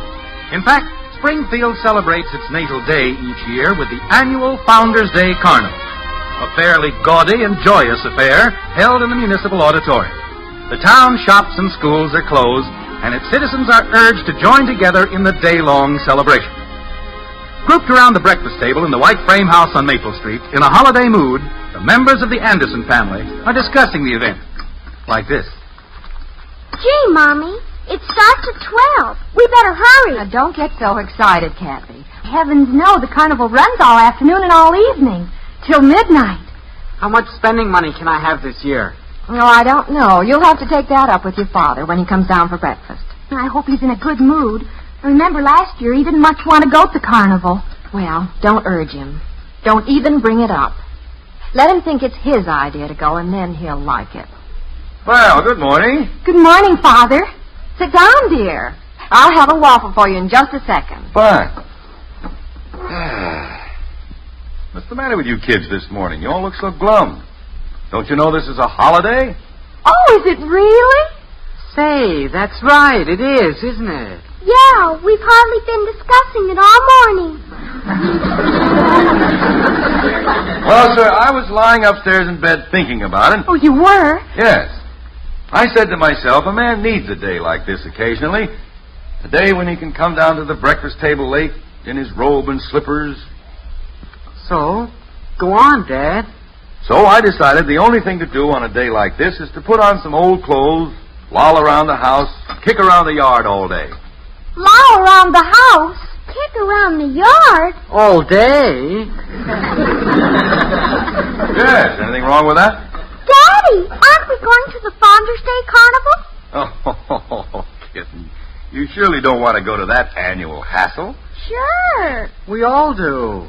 Well, there's no sense in going to that carnival. It's the same thing every year. Same concessions, same acts. They got all new acts this year. Almost. Well, it wouldn't be so bad if we had a good time there, but we never do. I had a good time. Oh, sure. You had a great time. Got sick from eating all that junk. I'm in better shape this year. Bud lost his wallet with all his money in it. Betty saw her boyfriend with some other girl and wanted to throw herself in the lake. Oh, yeah. We had a wonderful time. Are you through now, Father? I guess so. Why? Well, I have to go to the carnival. I've got to meet Ralph there. Oh? Can't Ralph take you? No, he has to get down there early. He's working in one of the booths where they throw baseballs at a dummy. I see. Well, if Ralph keeps ducking, I don't think he'll get hurt very badly. They don't throw the baseballs at Ralph. I know it, Princess. I was just joking. Some joke. You mean we are going after all, Daddy? Well, now, I don't want to be an old wet blanket or a spoil sport, but look at it this way. Here we go. Now, we have a wonderful free day. No work, no school, a wonderful chance to spend a day together. So why should we spoil it by spending it in a dusty, smoke-filled auditorium, being jostled around by a mob of people we hardly know, trying to get a little enjoyment out of dull entertainment and poisonous food? You make it sound very intriguing, dear. Well, it's the truth. We have a wonderful home here. What better place could we spend a holiday in? Want us to name a few? We have a nice, secluded yard, a croquet set. The mallets are broken and there's just one ball left. Well, it might be better to just rest. Oh, great. Get acquainted with each other. Families don't spend enough time together. Then there's books. Now, this is a good day to catch up on your reading. Books are your best friends. Oh, sure. Bud, you haven't finished your breakfast. Where are you going? I'm going to go out and play football with a bunch of books. Kathy, how about you? Do you want another waffle? No, Mommy. I'm not hungry anymore. May I be excused? I guess so. I'm not hungry either. I'm going to my room. But, Betty, you've hardly eaten a thing. Not enough to keep you alive. You call this living? Well, James, you've certainly got the children in a fine holiday mood.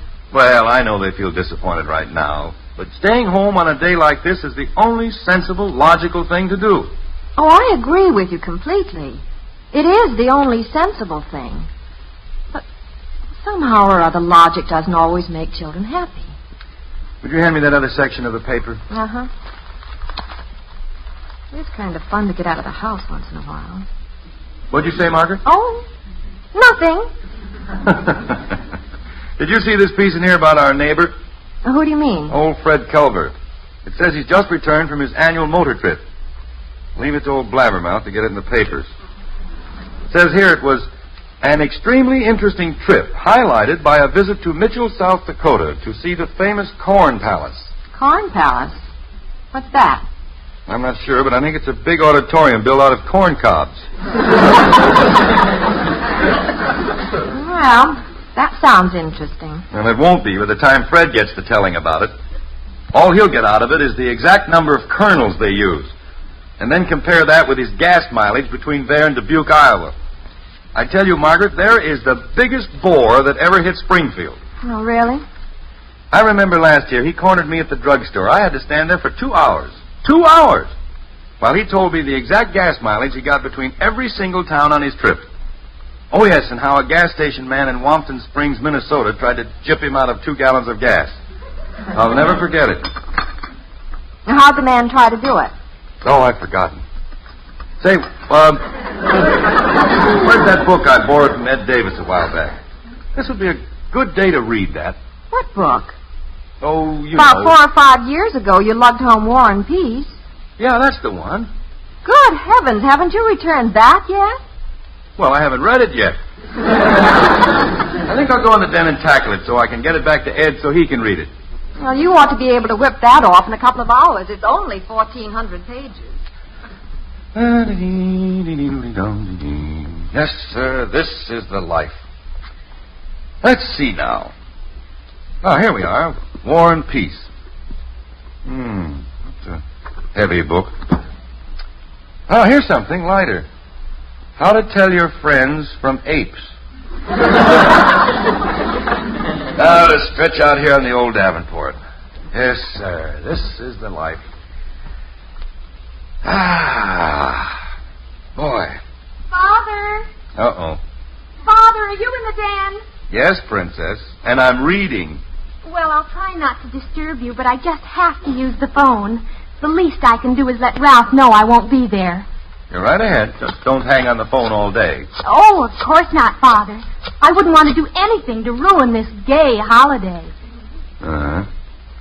Hello, Ralph. This is Betty. No, I won't be there early, late, or any other time. I hate to say why. Go on, tell him why. Yes, that's right. Well, no, it's not that, Ralph. He's really not cheap.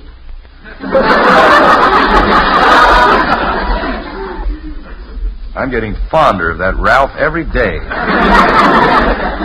Well, anyway, I can't go because we're going to spend a perfectly, utterly chummy day here in our charming, exciting home. Well stated. Well, maybe I'll see you tomorrow. Okay, Ralph, goodbye. Are you enjoying your book? I haven't even found out what it's about yet. Well, have fun. Thank you. Now then. Dad. Uh-oh. Dad, will I disturb you if I use the phone? Well, how important is it? Awful important. Joe Phillips is expecting to see me at the carnival, and I've got to tell him I won't be there. Won't he be able to figure that out if he doesn't see you there? Not Joe. He's no good at figuring. I'm beginning to think somebody else is, though. This won't take a second, Dad. Mm-hmm. Hello, is that you, Joe? Bud. Oh, pretty good, considering. Say, Joe, I won't be able to meet you at the Founders Carnival today. Well, no, it's not the money. Exactly. Who said anything about money? Well, Joe, if people are going to talk about us, they'll just have to go ahead and do it. No, we're just going to stay home and play something exciting like authors. Well, I'll be seeing you, Joe. So long. Enjoying your book, Dad? Oh, yes, fine. I've read the first half page over about 6 times now. And I couldn't tell you a word that's on it. Maybe you ought to try reading something easier. Maybe. Ta-ta! Okay, try again. Page 1. Daddy! Uh-oh. I thought this was a plot of some kind. Daddy? Yes, kitten, come right in. Did you wish to use the phone? Why, yes. How did you know? Oh, I don't know. It just seemed like it was about your turn. What do you mean? Oh, nothing. Whom do you have to call? I have to call, let's see now. I can't remember. I figured it was real important. Oh, I remember. Patty Davis. Will I disturb you if I call her? Oh, no, not at all. I want to read this first half page over 4 or 5 more times anyway. So fascinating. Hello? Patty? This is Kathy. Yeah? Patty, if I was going to meet you at the carnival, I can't do it. It's not so much the money, but my daddy's real cheap. Oh, sure. Cheapest man in the world. Well, I'll explain it to you later, Patty. Old Tightwad Tom, they call him. You wouldn't understand now, Patty. I'll see you tomorrow. Goodbye. Did you think up all those things to say all by yourself, Kathy? I think so. Are you enjoying your book, Daddy? Oh, yes, fine. Most interesting book I've ever read. Well, I'll see you later, Daddy. I'll look forward to it. That was a great performance. Well, let's see now. Page 1. Say, Jim. Oh, no, Margaret. Surely you don't want to use the phone, too. Use the phone? What for? Oh, I just thought maybe you were in on the big plot the kids have going. A plot? Yeah. First, they're going to disturb me so much I'll give up the book. Then they're going to shame me into taking them to the carnival by indicating I'm too chintzy to take them. That isn't the reason, is it?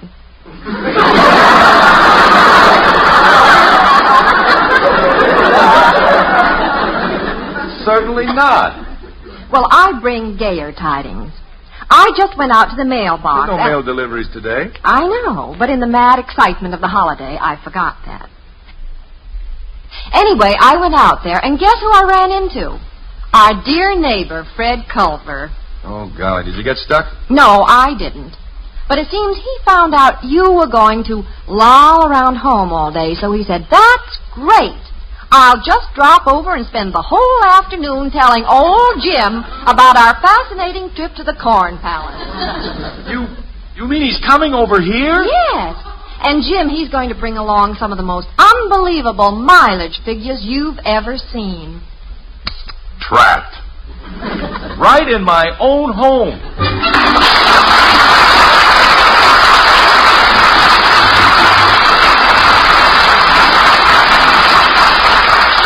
Poor father. That's the trouble with planning a quiet day at home. You can never be sure how it will end up. However, here are a few things you can be sure of. When it comes to breakfast, chances are you've been hearing about bran and its important keep regular benefits for years. And maybe you've actually tried it. Only you weren't fully satisfied with the flavor. If that's the case, I have some good news. Yes, the fact is, something pretty wonderful has happened to bran. That's right. The Post people have created a wonderful new flavor for their Post 40% bran flakes. They call it Magic Oven Flavor. And after trying it, I've had friends tell me they like new Post bran flakes better than any other cereal. And that's important, because now your ounce of prevention, Post bran flakes, gives you the important keep regular benefits of bran in a cereal you'll really enjoy, day after day. Now, Mother, I hope all this helps you solve the problem of what cereal to serve your family. Yeah, start serving them new Post bran flakes. Eat them for flavor. Eat them for health. The neighborhood has discovered that Jim is spending a holiday at home and is on his way over. Let's see how Jim handles this little problem. Margaret, why did you have to tell Fred I was going to be home? Well, what else could I tell him, dear?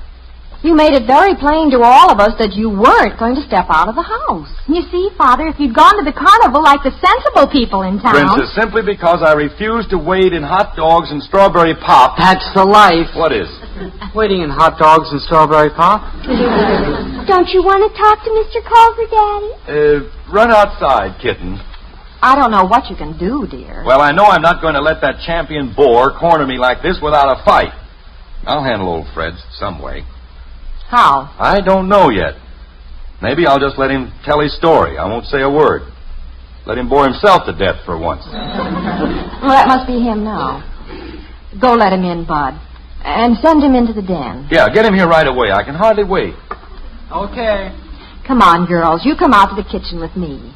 The men will want to be alone while they discuss the corn palace. Don't rub it in. Come on, girls. Okay. What can we do, Mommy? Oh, I've got a few ideas that might work. He's right there in the den, Mr. Culver. Fine, Bud, fine. Nice little home you have here. We spend all our holidays in it. Dad, here's Mr. Culver. Oh, hello, Fred. Hi there, Jim, old boy. Bud, come out in the kitchen. I'm coming. So you're just taking her kind of easy today, huh, Jim? That was my original plan. Well, sir, I don't blame you. No place like home, I always say. Uh-huh. You take this trip we made. It was real interesting all the way down the line, but even so, there were times when I wish I was home. Ever feel like that? I do right now. Yes, sir. Sure a lucky thing I happened to catch you in today. Oh, yeah, things have really been breaking for me lately. You know, Jim, I wish you could have been along on this trip. Absolutely one of the most interesting trips I've ever made. Why, you just wouldn't believe the gas mileage I got. Oh, yes, I would. Guess what I averaged? For the whole trip, that is. Oh, I don't know. Oh, go on, make a guess. Well, about... No, you're off. 22 3/4 miles per. Would you believe that? Yes? 22 3/4.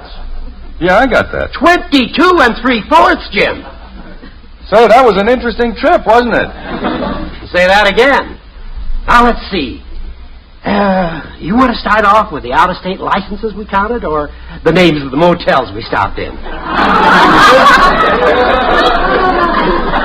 I don't know. They both sound so fascinating, it's hard to decide. Well, I'll tell you. I'll show you the snapshots first. I got some real dandies this year. I'll bet. Yes, sir. We went clean up to Mitchell, South Dakota, you know, and, Jim, we saw the Corn Palace. Uh-huh. Was that interesting? Was it? You wouldn't believe this, Jim, but I counted 19 out-of-state licenses parked right there. No. 19. Oh, that can't be. I'll prove it to you. I got it written down here someplace. Now, where is that? Never mind, Fred, never mind. I believe you. Well, we come to that later on anyway. Now then, here's a picture of some rocks outside of Pipestone, Minnesota. Really? Doesn't look like much in black and white. No, it doesn't. But you should have seen it in color. Incidentally, it was right near here that we stopped at a very interesting farmhouse to get some water to take my vitamin pills. And they had the biggest hog there that you've ever seen. A prize-winning boar. They give prizes for that Oh, sure. I got a picture of it here someplace. Where did I paste that? I know it's in here. Well, never mind, Fred. Don't bother. No. I want you to see what a prize boar looks like.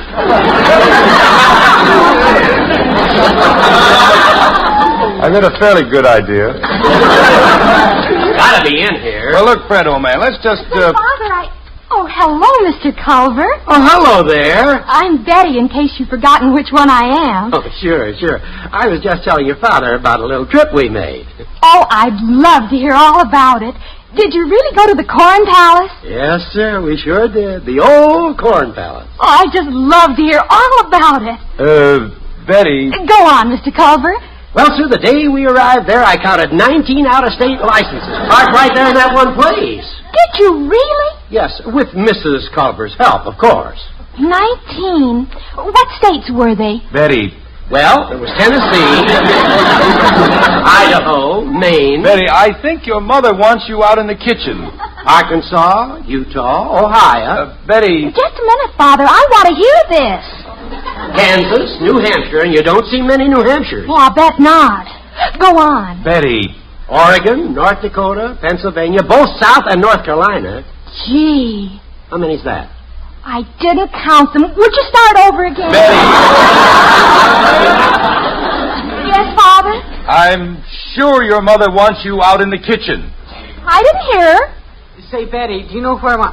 Oh, am I interrupting something? Oh, no, Bud. Mr. Culver was just telling Father and me about his trip.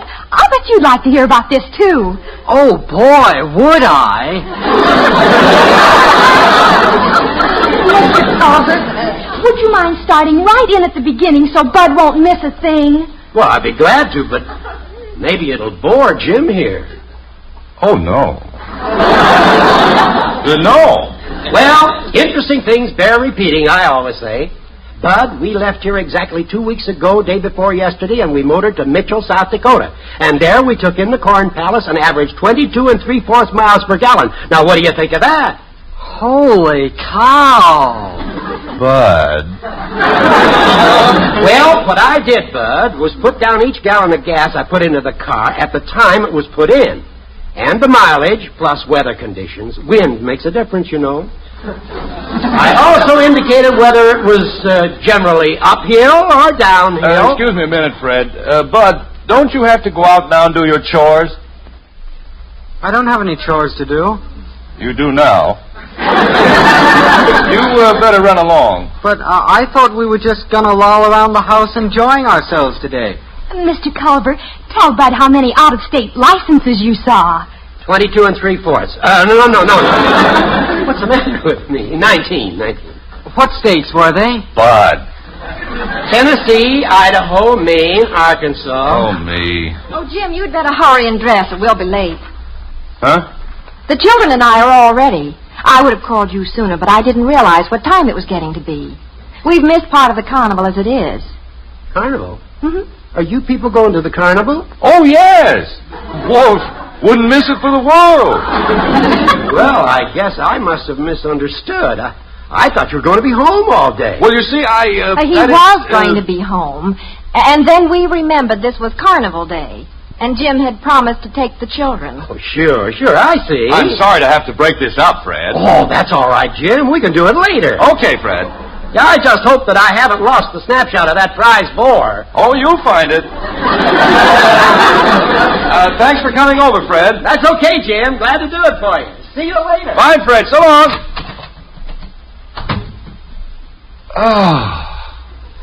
Mrs. Anderson, may I shake your hand and congratulate you on your new position as chief of the rescue squad? Well, thank you, dear. But you little traitors, egging him on like that. Who? Us? What states were they? What was your gas mileage?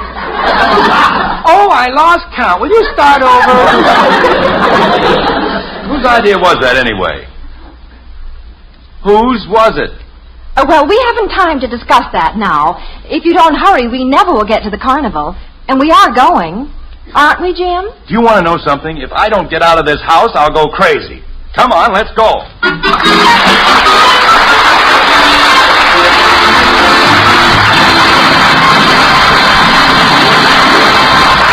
Gosh, that Fred Culver'd make anyone a nervous wreck, wouldn't he?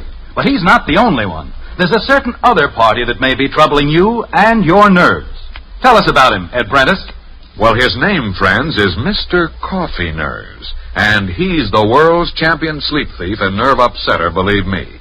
Maybe he's been bothering you, stealing your sleep, upsetting your nerves, all because you can't take the caffeine in coffee. Now, of course, not everyone is bothered by caffeine. Many aren't. But if you are, if you'd like to enjoy the deep down peace of a good night's sleep again, switch to Instant Postum.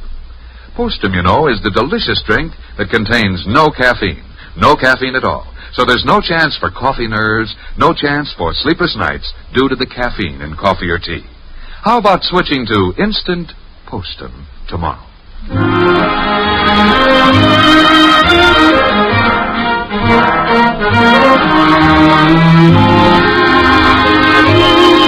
The schemes of mice and men have been known to fail, but not those employed by the Andersons to persuade Father to take them to the annual Founders' Day Carnival.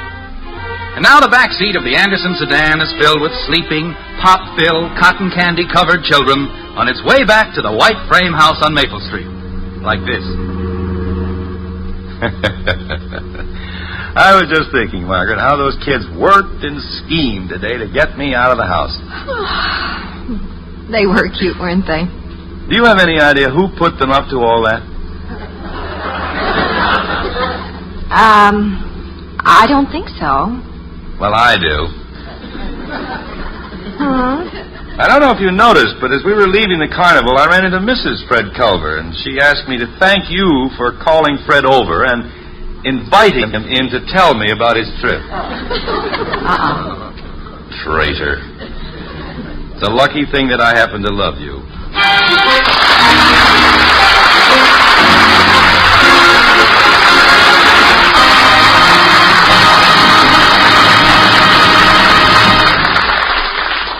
On November 4th, the people who go to the polls and vote will be, with every ballot, helping to secure the future of America, helping to keep our freedom strong. Make sure you exercise your right and duty as a citizen next Tuesday. Get out and vote this election day.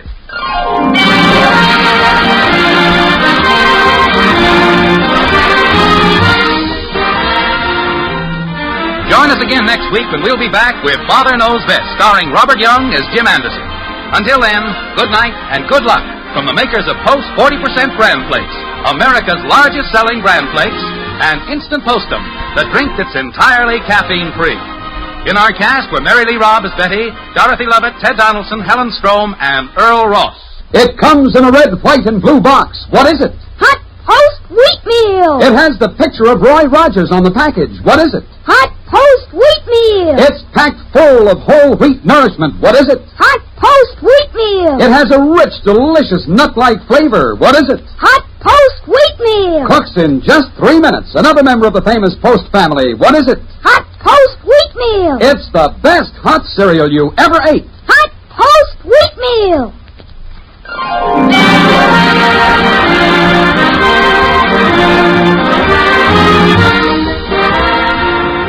Father Knows Best was transcribed in Hollywood and written by Paul West and Carl Hertzinger. This is Bill Foreman speaking.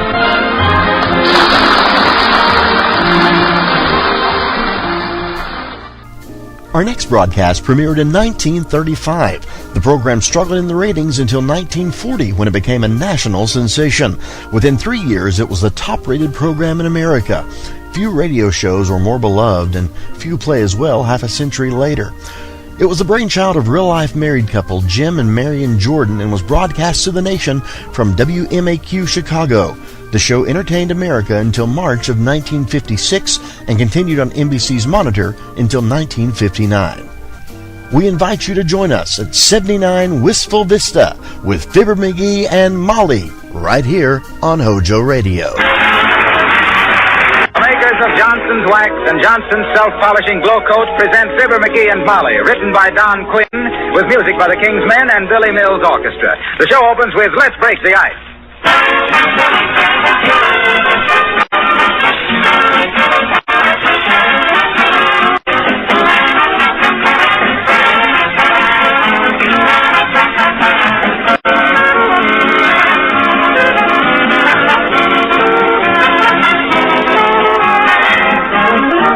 I read an interesting letter from a talented lady who said she and her husband always listen to Fibber McGee and Molly on Tuesday nights. Never miss it because it's her husband's favorite radio show. But he's never bought her any Johnson's Wax or Self-Polishing Glow Coat. Well, that was hard for me to figure out. My wife never asks me if she can buy anything like that. But let me make just this one little point about Johnson's Glow Coat. Forget for a minute all the work it saves your little wife. Forget the compliments she'll get from your friends when they see those gleaming linoleum floors wearing their protective coats of Glow Coat polish. But think for a moment about this fact. The Johnson's Glow Coat makes linoleum last much longer, protects it from wear and tear. And I think you'll agree with me that not to insist upon your wife using Glow Coat is just bad business. Remember, Glow Coat needs no rubbing or buffing. It's self-polishing. Buy some tomorrow.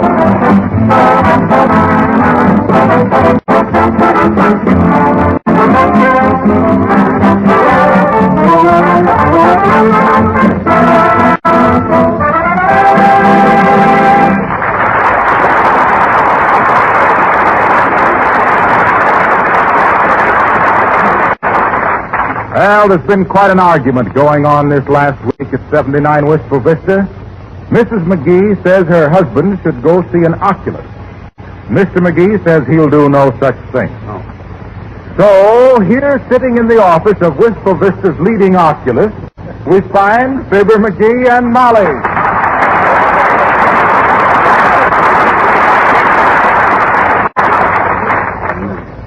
Now, stop your fidgeting, McGee. The doctor will see you in just a few minutes. I don't care if he never sees me. This whole idea is silly. I don't need glasses. Oh, you don't? No. I suppose you were just kidding this morning when you yelled, "Hey, I found a quarter." And then you picked up the manhole cover. Well, shucks. There's nothing really wrong with my eyes at all.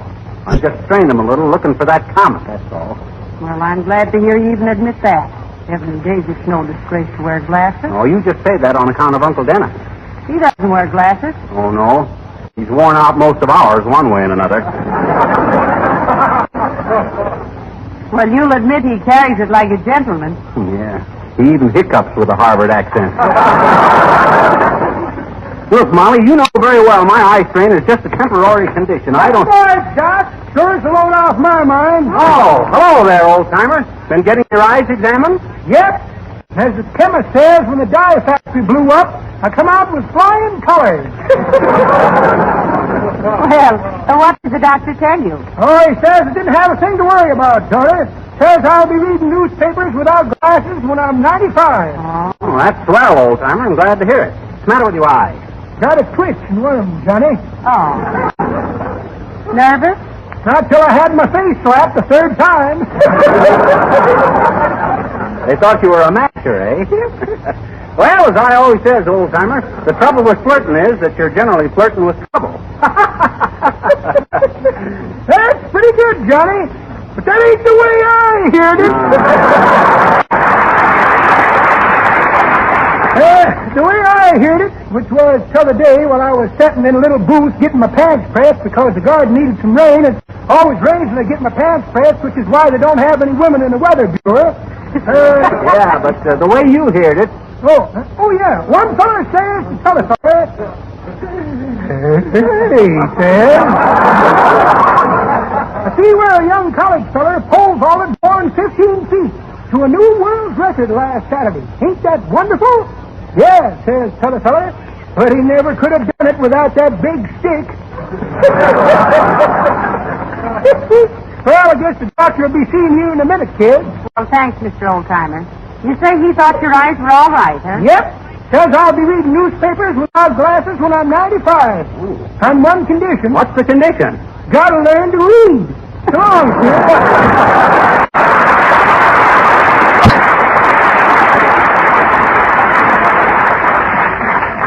I wonder how old he is, McGee. Search me, but I'd swear he wears a TP. No, you mean a frappe. I do not. A frappe is a small sedan. Go on, that's a coupe. Well, then what's a TP? A teepee is a wigwam. That's what I've been trying to say. To keep his wigwam, he has to wear a TP. Oh, dear. That joke was old when radio was just a funny noise from Schenectady.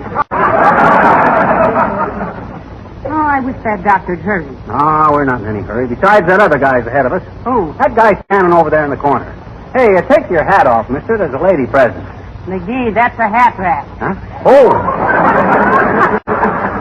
Well, I just... All right, Mr. McGee, your next side leave. Will you step in here, please? Okay, Doc. You may come too if you wish, Mrs. McGee. Oh, thank you, Doc.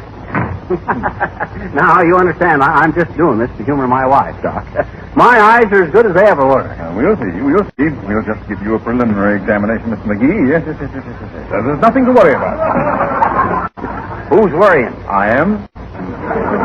What about? Oh, nothing in particular. I just worry. Gives me that busy professional frown, you know.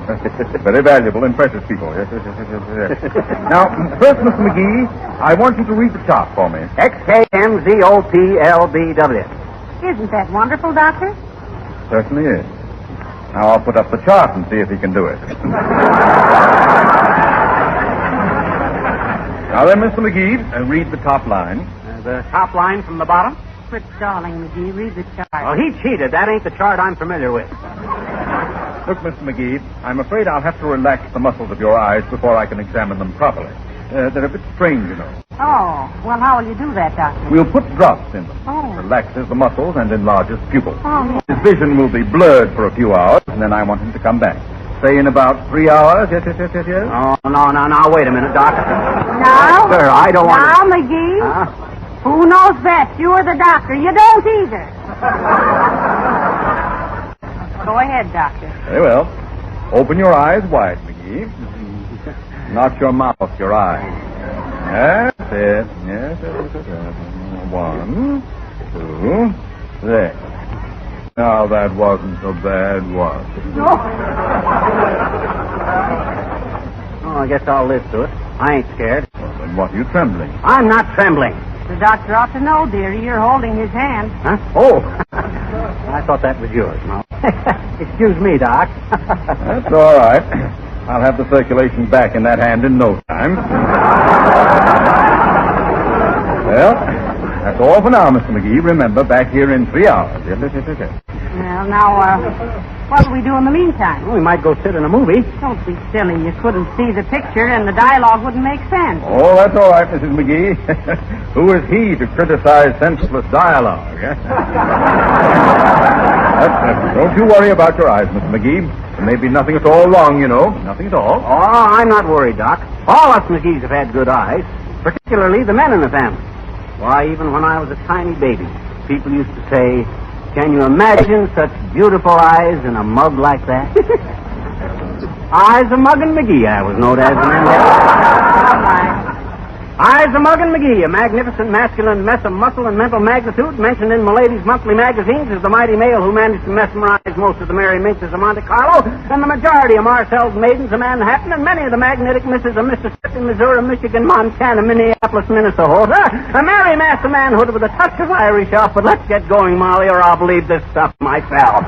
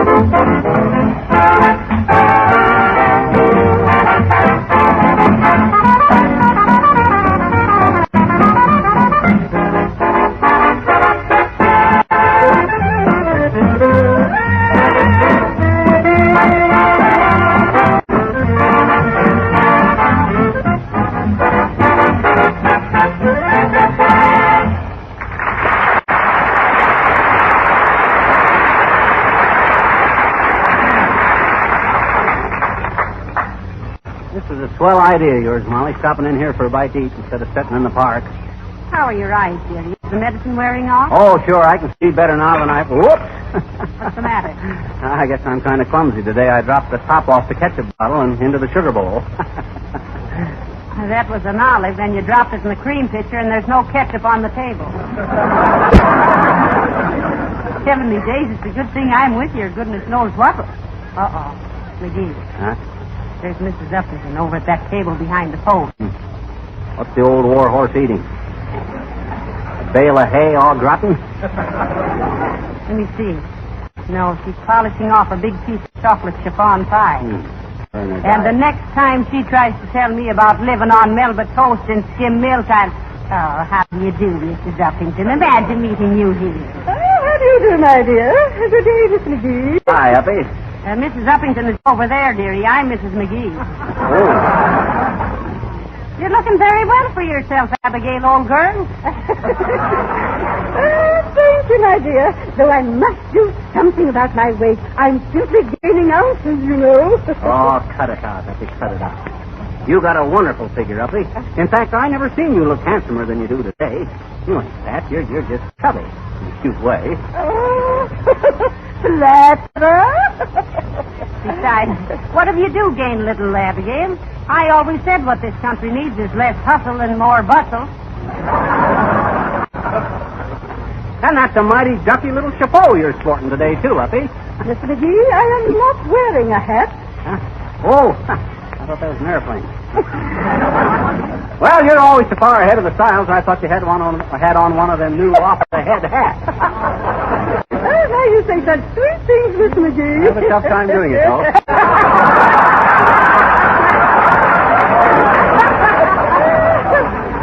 But it is sweet, and my head is easily turned, you know. Well, that's because your neck is so skinny, Abigail. Molly Uppy seems to have took on an entirely new personality lately. Looking at her right now, she kind of vibrates. She just glows. There's a kind of a radiance about her. Oh, no, Mr. McGee, you silly boy. You never talked to me like that before. Of course he didn't. He never had an oculus put drops in his eyes before either. Oh, you poor boy. My, doesn't it make everything look horribly distorted? Oh, you mean all those nice things? Well, I have never been so insulted. Goodbye, you squirt.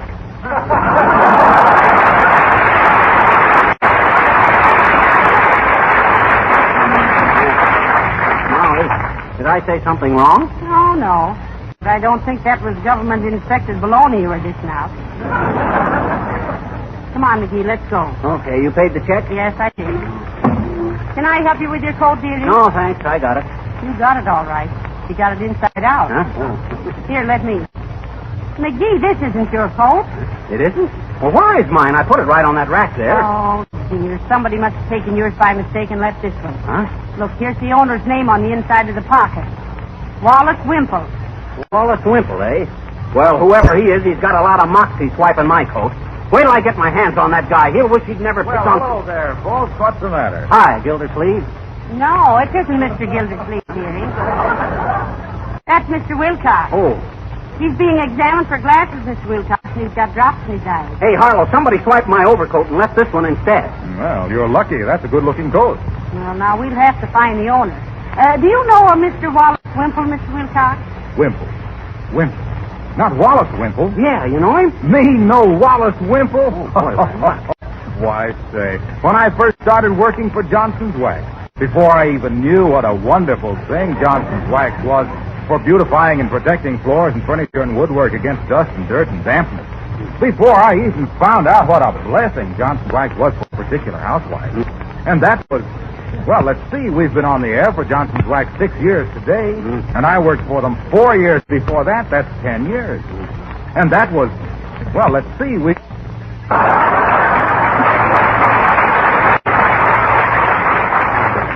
Isn't that amazing? Why, it's unbelievable. Wilcox is your real name, O'Sullivan. O'Sullivan? No, why? Well, I just wondered. You can find more heels to drag a sales talk in by than anybody. Don't say that, pal. You're not a heel. You're a very nice little guy. Well, you're not too bright, and you talk too much. But outside of that... McGee, stop swinging at Mr. Wilcox. Wait till you can see better. Oh, that's okay, Molly. He was just kidding. And so was I. We can't spoil our 6th anniversary together by fighting. Look, Fibber, why don't you keep this coat and just call it good luck? Because I'm too honest and it don't fit. Come on, Molly, we gotta go find Wimple. Oh, why didn't somebody tell me my shirt tail was sticking out? Oh, but look out, Jerry, look out. Who threw that? What's that? We tried to tell you that wasn't your shirt tail. That was the tablecloth. Oh, sure.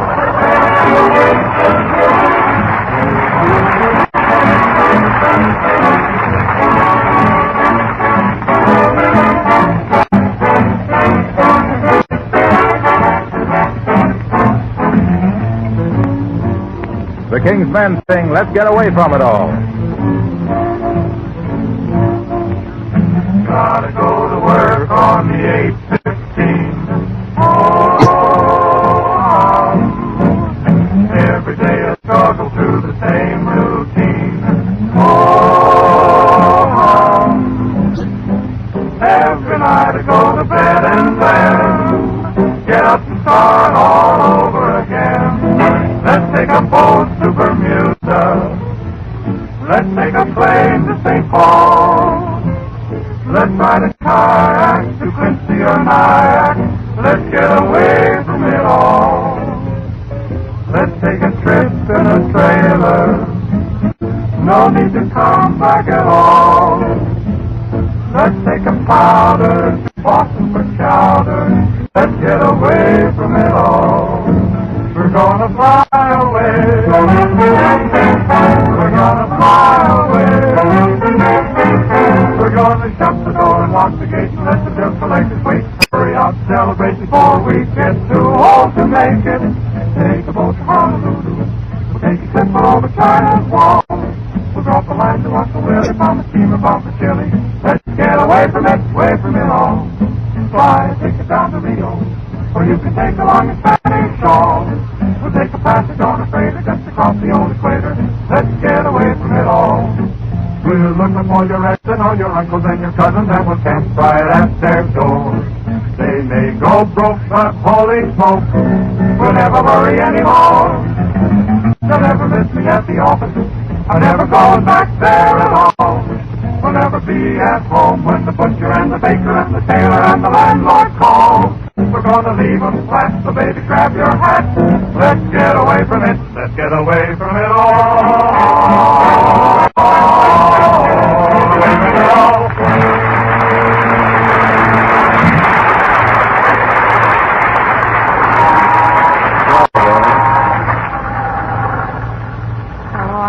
We knew who this Wallace Wimple was.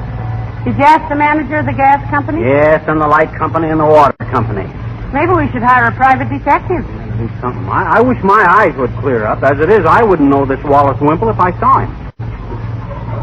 Ouch! That ratted, Bud. What's the idea of jabbing me with that cigar? Who do you think you are to... Now, McGee. I teach him to stand around in front of cigar stores and bump into people. I got a good notion to slap you down, Bud. What do you think of that?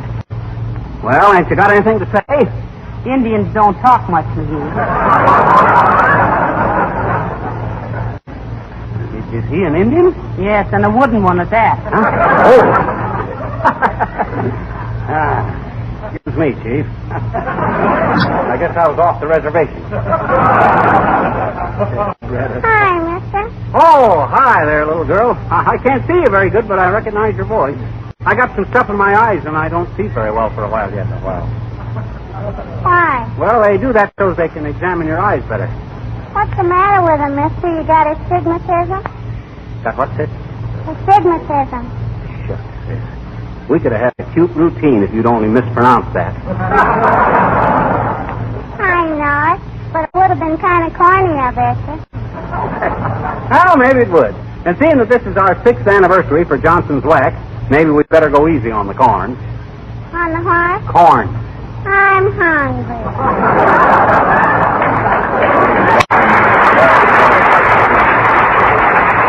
What's the matter with you, sis? You a food hoarder? You save it for a friend?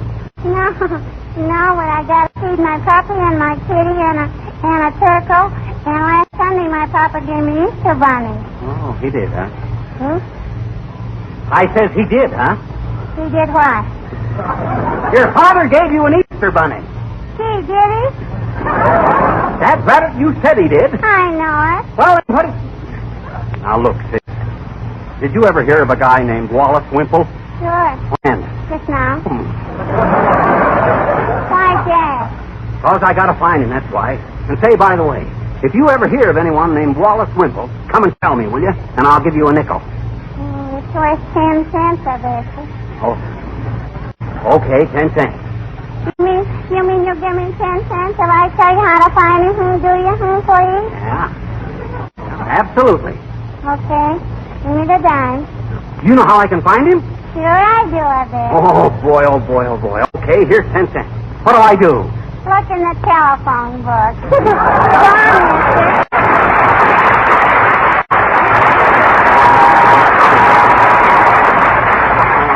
I never thought of that. Hey, Molly, lead me to the nearest phone booth, will you? All right, dearie. I don't know how we overlooked such an obvious idea. Well, sometimes the things right under your nose are the hardest to see. As the high school kid says when he tries to raise a mustache.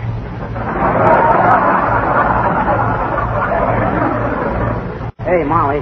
What? Does drops in your eyes affect your other muscles? I'm developing an awful limp. Oh, it isn't serious, dearie. You're walking with one foot in the gutter. Let's get down to Kramer's drugstore and see if we can... Well. Hello, Mrs. McGee. Hello, Pippi. Hello, Mr. Gildersleeve. Is that you, Socky? Well, what's the matter with you, little chum? What are they leading you around for? Oh, don't drip so much. Big drip. You make me sick with all that. He's been to the oculist, Mr. Gildersleeve, and he's got drops in his eyes. Not that it bothers me at the moment, Gildersleeve. You always did look like a big blur to me anyway. Is that so? Yes, that's... Why, you astigmatic little biological error. For 2 cents, I'd pop you one right on that little receding chin of yours. And if you haven't got 2 cents, you can open an account with me. Oh, yeah. Drops in the eyes or no drops in the eyes, Gildersleeve? I could handle you with one hand tied behind me and juggling 3 Japanese with my feet. You couldn't juggle the accounts in a piggy bank, you little vacuum. Gildersleeve? Oh, here. For goodness sake, boy, stop it. Oh. Don't you realize this is our 6th anniversary for Johnson's Wax? Well, Let's all be friends at least for one day. well, all right. For one day. One day it is, Gildersleeve. But what are you doing tomorrow? Nothing. Okay. Suppose I meet you in back of the firehouse and slap a few of your cheap gold fillings down your noisy epiglottis. You're a hard man, McGee. But by George! Hey, Socky. What is it, chum? You know a guy named Wallace Wimple? Wallace Wimple. Oh, Wallace Wimple. Why, certainly. Oh, An old college chum of mine. Oh. Yes. He used to sleep in the next seat of me in chapel. For goodness sakes, well, where does he live, Mr. Gildersleeve? Wait a minute. I have it right down here in my address book. Wimple. W. Here's Wilma. Wilma, huh? Wilma's the horse. She's running in the Derby this year. W. Ah, here it is. Wally Wimple. 1345 Oak Street. And when you see him... Okay. Taxi! Okay, Molly. Let's go. Come on, McGee. Come on, get in quick. No, in the back seat, dearie. Oh. That's it. Thank you, Mr. Gildersleeve. Now, wait a minute, folks. What's this all about? I might... Oh, go tat a tip at you, big mug. I'll see you tomorrow behind the firehouse. Oh!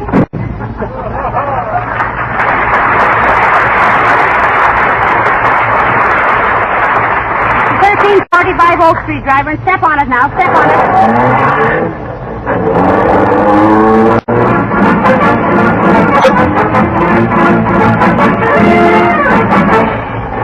Come on, Molly.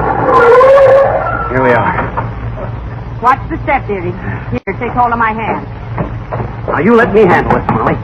This guy may be a professional crook, and I might have to get tough with him. Well, what if he's a big bruiser? Well, Yeah.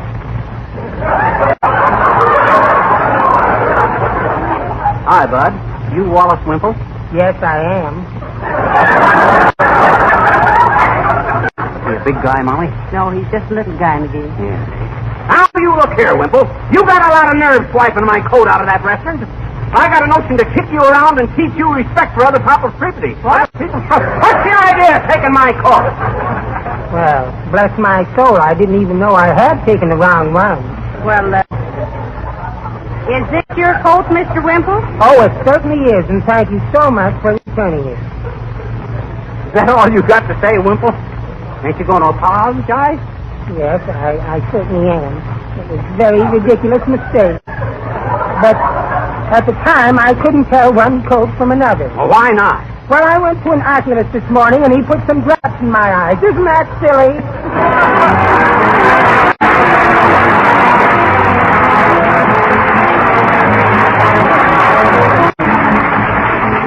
Fibber and Molly will be back in just a moment. Have you heard about the special bargain offer that many Johnson dealers are now making? It's one you'll not want to miss, so listen carefully. For a limited time, many dealers are now giving a long-handled glow coat applier free with a quart of Johnson self-polishing glow coat at the regular price of 98 cents. You'll find this applier very handy. It's washable, may be used over and over again, and it makes the application of glow coat amazingly simple. And speaking of saving, glow coat, of course, is a famous labor saver. It's the #1 easy-to-use floor polish wherever you go. It needs no rubbing or buffing. You just apply and let dry, and in 20 minutes your floor gleams with a rich, long-lasting polish. Glow coat keeps the colors of linoleum fresh and bright, makes the linoleum itself last much longer. See your dealer right away while this money-saving offer is still available. Ask for this long-handled applier free with 1 quart of Johnson's Glow Coat at the regular price of 98 cents.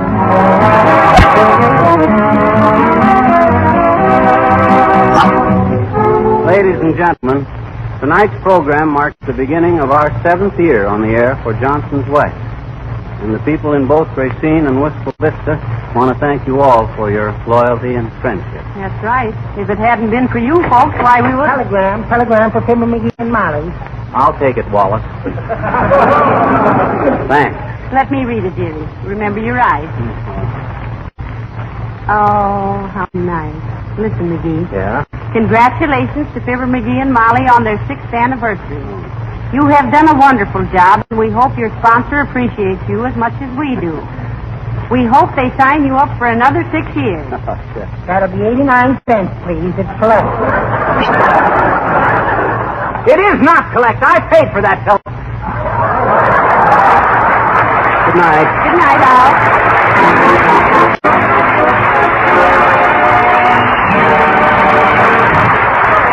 This is Harlow Wilcox, speaking for the makers of Johnson's Wax and Johnson's Self-Polishing Glow Coat, inviting you all to be with us again next Tuesday night. Good night.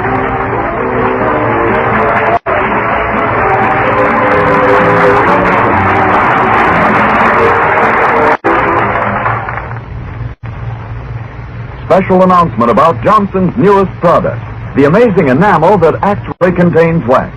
Johnson's Wax Enamel it's called, and you've never seen an enamel like it before. Take a piece of furniture that's old and shabby, brush on a coat of wax enamel in any one of 19 smart colors, and behold the smoothest finish and most exquisite luster you ever saw. You'll be proud of your decorating efforts with this new kind of enamel because wax enamel dries with a smoother, more colorful finish, with a satiny wax luster instead of a harsh glare. Besides, and this is important, the wax in wax enamel gives it extra protection against wear, makes it easy to keep clean. Your dealer will give you a wax enamel color chart free. Ask for one tomorrow. This is the National Broadcasting Company. Thanks for listening to HOJO Radio. We have more classic radio coming your way next. The Johnson Wax Program with Fibber, McGee, and Molly.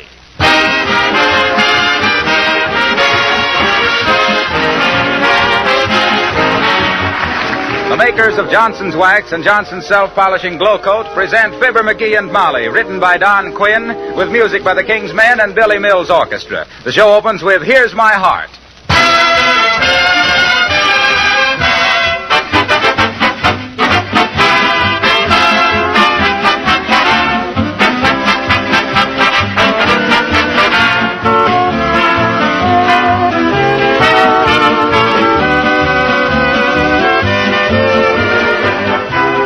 hear a lot these days about IQ, you know, your intelligence quotient. It's a test the psychologists have developed for measuring your mental powers. Well, I'm going to stick my neck out and start a new one. I'll call it your HIQ. Let's say housekeeping IQ. And my first question is, in how many ways do you use Johnson's Wax to reduce housework, especially to make spring house cleaning a much easier job? Do you Johnson's Wax your floors regularly? Then, they not only gleam with rich beauty that makes your entire home more attractive, but they save you work all year. And they're not an extra chore at spring cleaning time. But floors are only part of the Johnson's Wax labor-saving story. You should wax your furniture and woodwork, your windowsills and radiator covers, your pantry shelves and refrigerator, your picture frames and lampshades, your leather articles and luggage. When all these things are regularly wax beautified and wax protected, then you really haven't a spring cleaning problem at all. And old Professor Wilcox will give you a very high HIQ rating. You can thank me by buying some genuine Johnson's Wax from your dealer this week.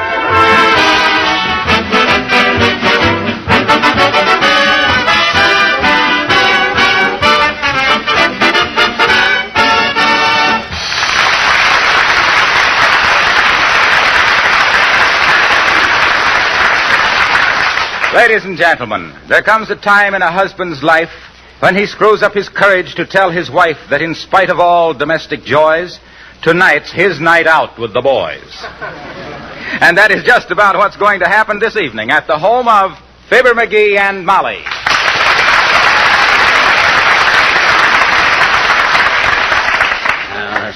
Oh, for goodness sakes, McGee, you're as restless as a bird dog tonight. What's the matter with you? Well, shucks, I thought I don't know. Well, sit down and read the paper or something. I did read the paper. Nothing in it but news. You want to play a game of rummy? No, I guess not. That's kind of tame. Tonight I'm in the mood for I feel kind of... No, I don't want to play cards. McGee, you're bored. Well... And I must say it isn't very flattering to a wife when she knows her husband is bored. Well, shucks, Molly, What you ought to do is get out of this house for a while. Huh? You mean that? Say, I think you got something there. That's exactly what I've been thinking. So if you don't mind... I don't mind a bit. Okay. Get your hat and we'll go to a movie.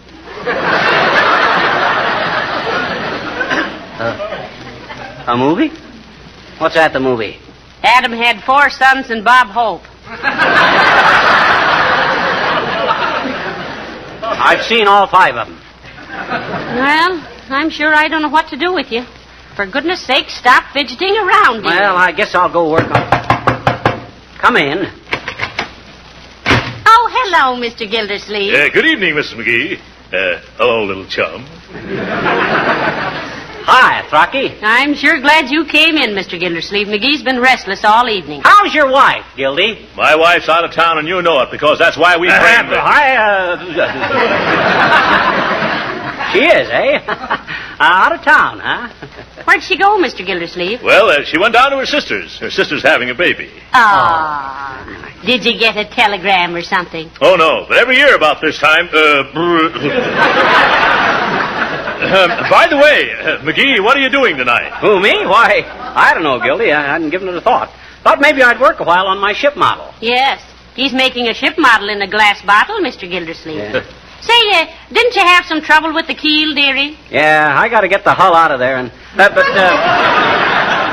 why did you ask, Gildersleeve? Well, I just thought, well, I'm at sort of loose ends tonight, and I thought maybe I'd drop down to the Elks for a while. How about going with me? Oh, he can't. They don't allow women down there. I ain't a woman. I am. But look, Mrs. McGee, don't you think it'd do McGee good to get out and mix with the boys for a while? Oh, will there be a lot of the boys there? I'll say there will. We've arranged... Oh, there won't be many there on a Tuesday night, Gildersleeve. Tuesday's kind of dull at the Elks. Oh, yes. yes, I guess it is, come to think of it. But we could have a rousing game of checkers, McGee. Just you and I. Heavenly days, you don't have to go clear down to the Elks to play checkers. We have a checkerboard right here. Why, Molly, I didn't know that. Where is it? Why, it's right out... No, you wait right here. I think I can find it in just a couple of minutes. Think fast, Gildersleeve. How do I get out of here? I don't know, chum, but you got to do it. By George, we've had this little poker game lined up for 3 weeks, and you know it. Everybody's going to be there. High stakes and a lot of laughs. Oh, Mrs. McGee, find the checkers. No, Mr. Gildersleeve, but I did even better. Here's the Parcheesi board. Parcheesi? I'm afraid I don't know how to play Parcheesi. Oh, say, McGee can teach you in 2 minutes. No, I can't. He's too dumb. Is that so? Yes, that's so. Why, you little... Yeah, I guess I am at that. Look, Mrs. McGee, I think it would do McGee a lot of good to go down to the Elks tonight. It's, it's sort of special. How special? Well, it's sort of a patriotic affair, yeah. In fact, they've arranged a sort of a patriotic game. Oh, really? Yes, we call it 3 cheers for the red, white, and blue. You see, every player gets a certain number of little counters which are colored red, white, and blue. Yeah. Yeah, and the object of the game is to see who can get the most of them. I've played it before, Molly. It's a very fascinating pastime. Yeah. Well, that's entirely different. Now you boys run right along and play your game. Oh, thanks, Molly. Hot diggity. Come on, McGee. We don't want to be late for that red, white, and blue game, you know. I'll say we don't. Well, so long, Molly. And don't worry if I come home kind of late. I won't, dearie. You stay out as long as you want to. Yeah, if he's later than that, he'll call you up. Goodbye, Molly. Goodbye, dearie. Give me a kiss. Okay. Goodbye. Come on, Floppy. Okay.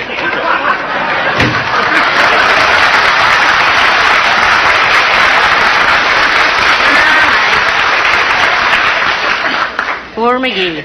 Well, now, let's see. I'd better get busy on that chili con carne.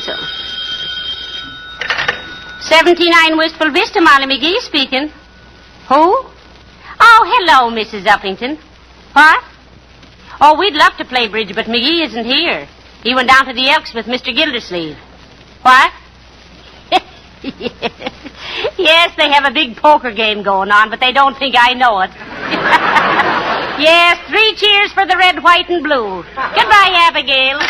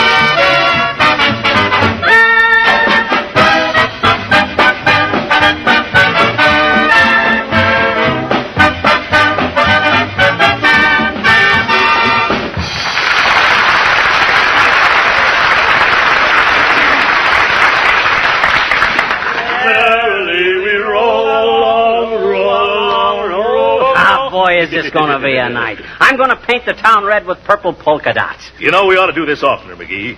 My goodness, are we men or are we mice?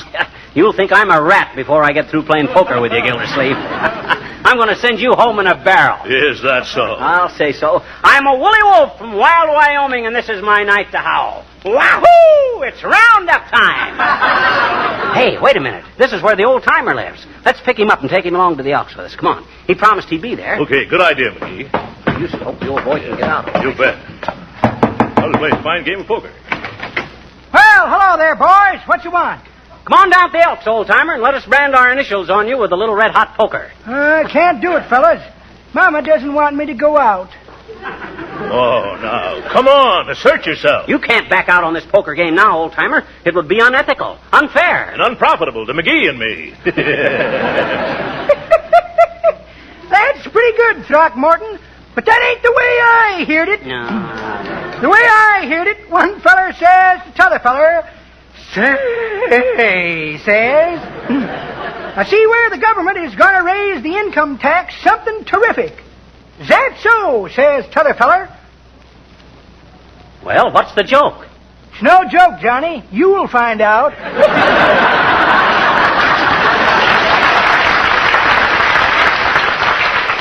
Never mind that, old-timer. You coming with us or aren't you? Well, I don't think Mama wants me. Oh, go tell her you're coming. Be independent. You mean speak right up? That's it.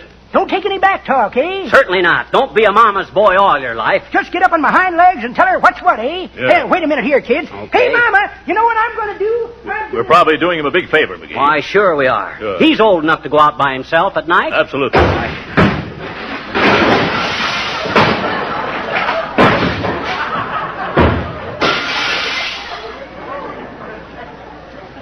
Yeah. Sorry, boys. Mama persuaded me to stay home tonight.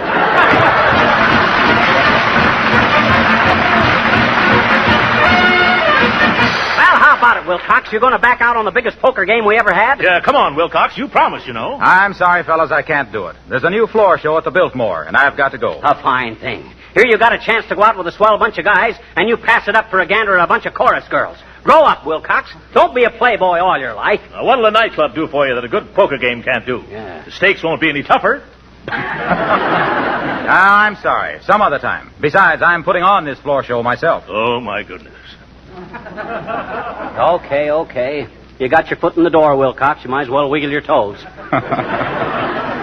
Well, I can always play poker, but I can't pass up a chance to show somebody how Johnson's self-polishing glow coat will protect and preserve and beautify their linoleum floors, can I? Well, I don't... No, I can't. Why, when they see how glow coat will cut down their wear and tear and save them hours of mopping and scrubbing by simply pouring on a few drops of Johnson's glow coat and letting it shine as it dries with no rubbing or buffing, it'll mean a lot more to me than sitting around with a bunch of you mugs in your shirt sleeves squinting at each other over your busted flushes. But here, take this. What is this? $10. I always lose anyway, and I don't want you guys to be out any dough because I didn't show up.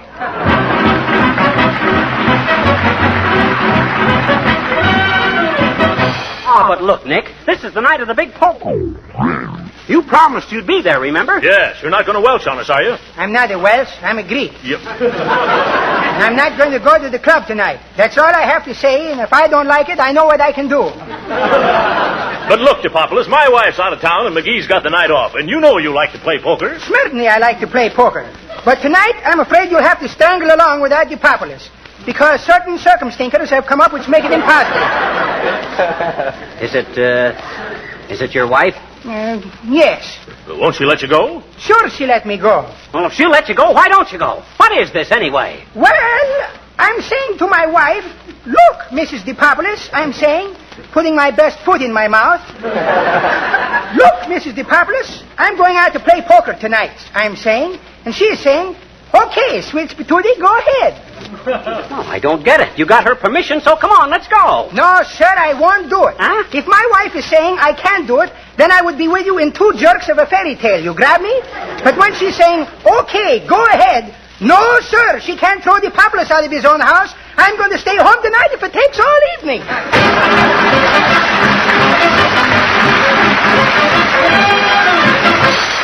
Well, we seem to be the only guys in town with any spirit of independence, don't we, Gildersleeve? Yes, but by George, that isn't going to spoil it for me. No, sir. I'm on the loose and I've thrown away the wrench. By the way, before we get to the Elks Club, Gildersleeve, there's one thing I want to say. Yeah? What's that, little chump? From the time we sat down to play poker, we ain't friends anymore. Yep. From there on in, it's dog eat dog, see? I'm going to raise you so high you can look down the chimney of a full house. Is that so?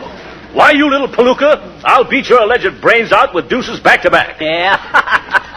Gildersleeve, I hope you got hair on your chest, because you're going home without a shirt. Now look here, McGee, if you think for 1 minute... But that's ridiculous. You couldn't think for 10 seconds. Oh, yeah, well, you wait till we get... Hi, mister. Oh, hi, sis. Hello there, little girl. Ain't you out kind of late, sis? So are you, I betcha. Oh, that's different. We're grown up. Grown-ups don't need as much sleep as little girls. Why? Well, because they don't, that's all. Children are so constituted that a maximum of relaxation is necessary for their proper physical development. Yeah, but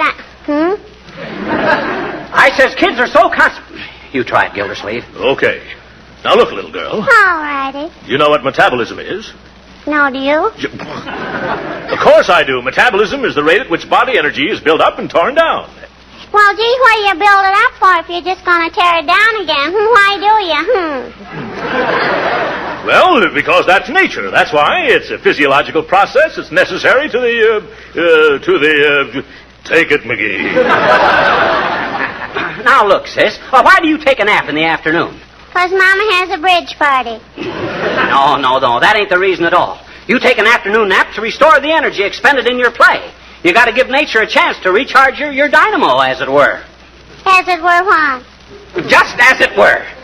How were it? It were... you try again, Throcky. Okay. Now, look here, little girl. You just consider your energy as fuel. Let's say you're an automobile and your energy is gasoline. How much is ethyl? Well, ethyl is 20. It doesn't matter. It does, too, I betcha. If I'm going to be an automobile, I want to know how much is... This is just a hypothetical case. Gee, is it? Certainly. Now then, let's say when you play outdoors for 3 hours, you burn up 10 gallons of energy, or gasoline. You have to replace that before you can keep on running. You see? I could get somebody to pull me, I bet. Oh! Okay, McGee. What we're trying to get at, sis, is this. Is what? Is this. What? Well, let me tell you, Dad Rabbit. All righty. Now, suppose you never got enough rest or sleep. You know what would happen? You'd get worn out. You'd get pale and anemic. The amount of body sugar that gives you energy... What does? Sugar. I'm hungry. Go on home, sis. Come on, Throcky. Okay.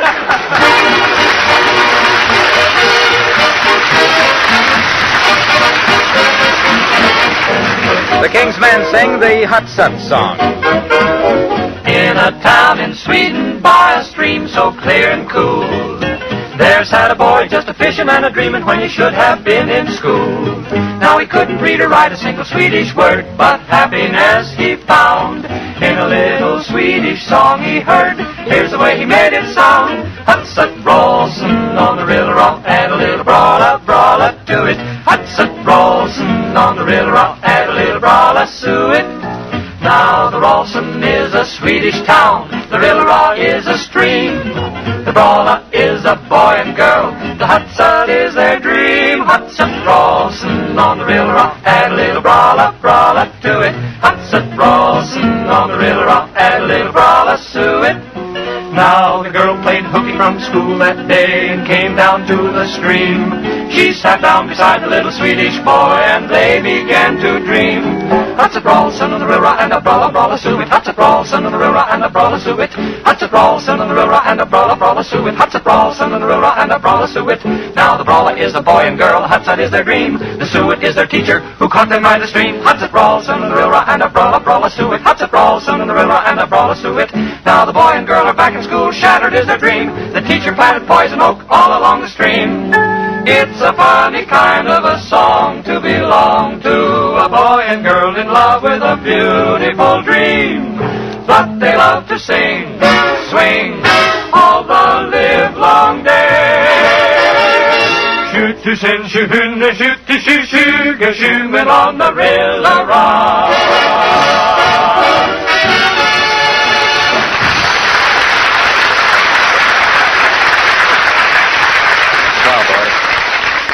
Well, come on in, McGee, and I hope all the card tables aren't taken. Well, if you'd organized this poker game with a little more brains, you'd have reserved a table, Gildersleeve. Now, look here, McGee. You said 3 weeks ago that you were going to organize this poker game. That's why I thought you'd do it. You're always such a Budinsky. Well, this is one time I should have butted in. You feeble, frustrated little fumbler. You couldn't organize a bull weevil party at the Cotton Club. The trouble with you, Gildersleeve, is your voice drowns out your brains. You'd be better off if you'd think louder and talk softer. You're a hard man, McGee. And by George, when I think of all the trouble I went to... Hey, Throcky. What is it, chum? Who's that guy across the street? Ain't he a member of the club? No, I never saw him before. Okay, I just thought he might be a good victim for us. What was we saying? Search me, Oh, yes. By George, when I think of all the trouble I went to make plans for a poker game tonight, I could use your head for a handball. Go on, you can't even use your own head for a head. And if you make one more pass at me, Gildersleeve, I'll pop you so Why, hard. you gabby little grub, you couldn't pop a stick of bubble gum. And furthermore, I've heard enough of your twaddle. I wouldn't play poker with you tonight if you were the last man on earth. Oh, yeah? Yeah. You probably will be because you'll bore everybody else to death. That's okay with me, you big bag of balloon juice. There's plenty of other guys in the club to play with. I don't need you. I can have a better time without you anyway. And that goes for me, too, in spades, doubled and redoubled. I'm going to the telegraph office and send a night letter to my wife. That's swell. Give her my love. That'll give her the illusion there's a man in the family. Oh! I'll kill that guy.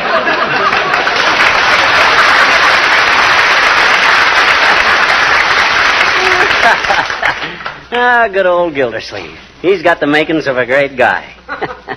Got the makings, but he can't roll them. Oh, well. Now to show a few of these guys how to play poker. Hi, everybody. Get out the tables and the cards. I'll be back in a flash with the flush. Hey, is anybody here? Well, that's funny. There ought to be a few guys around here. Well, this is a fine state of how do you do.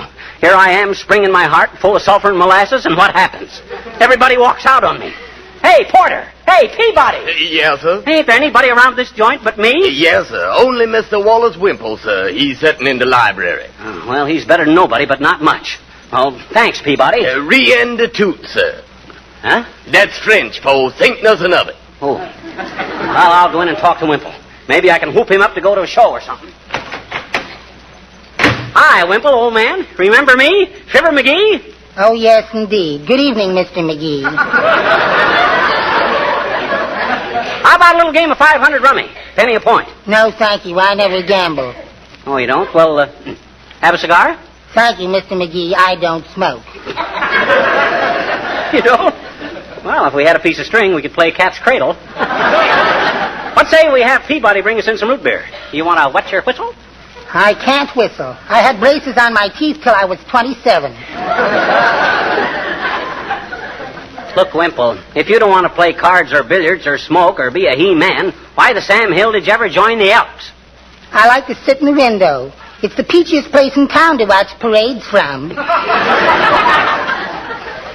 Hey, Wimple, I'm desperate. I started out tonight to kick the gong around and somebody's hid the gong. I want to have some fun. I want to laugh and play. I could take you home and show you my stamp collection. But my wife is mad at me.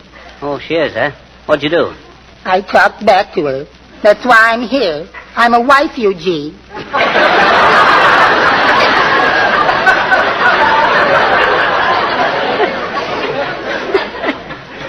Gee, that's tough, Wimpy.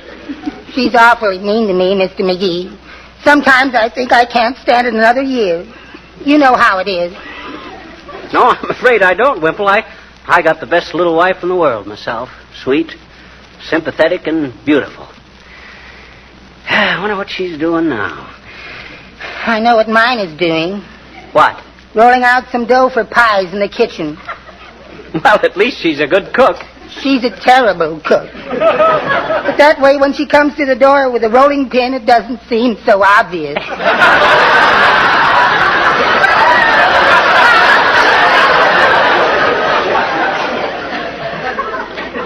Yeah, well, I guess I didn't realize how well off I am. I'm probably the happiest married guy in the world, Wimple. Why, when I think of the fun me and Molly have together, I don't know why I ever want to go out alone. In fact, I don't know why I'm out alone tonight, even. Why am I out alone? I'm going home. Good night, Wimple. Good night.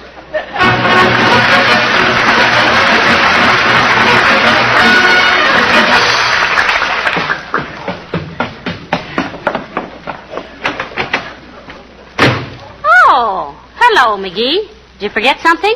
It's only 9:15. Yeah, I forgot how nice it was. Well, I just thought, oh, shucks.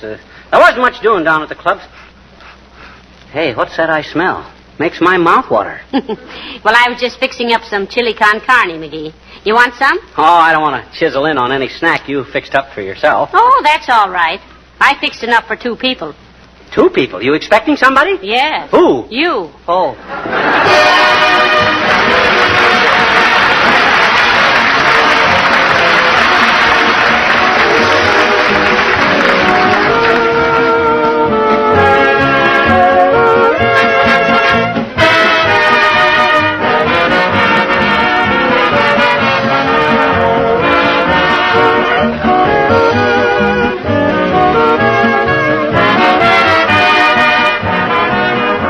Fibber and Molly will be back in just a moment. Before they return, let me remind you about the special bargain offer that many Johnson dealers are now making. How would you like to have a long-handled Glow Coat applier free? Right now, and for a limited time, many dealers are offering one of these appliers free with 1 quart of Johnson's self-polishing Glow Coat at the regular price of 98 cents. The applier is washable, and it may be used over and over. You'll find it very convenient, a companion work saver with Glow Coat. Of course, if you don't know what a labor saver Glow Coat is, then you do have a treat coming. Glow Coat is America's champion easy-to-use floor polish.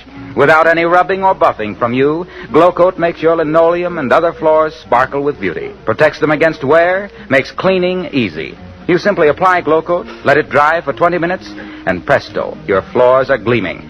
See your dealer right away. Ask for this long-handled applier free with 1 quart of Johnson's Glow Coat at the regular price of 98 cents.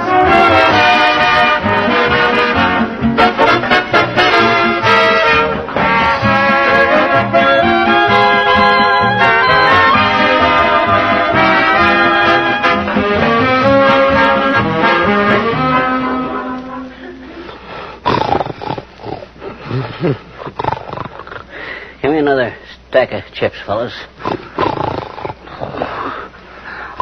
Oh, McGee. McGee, wake up. You're dreaming. Huh? Oh, thank goodness. I had an awful nightmare. Sounded like it. I don't feel good either. I'm sick. Oh, are you sick? Get me another blanket, will you? Chili? Must have been. I had 2 bowls of it. Good night. Good night, all.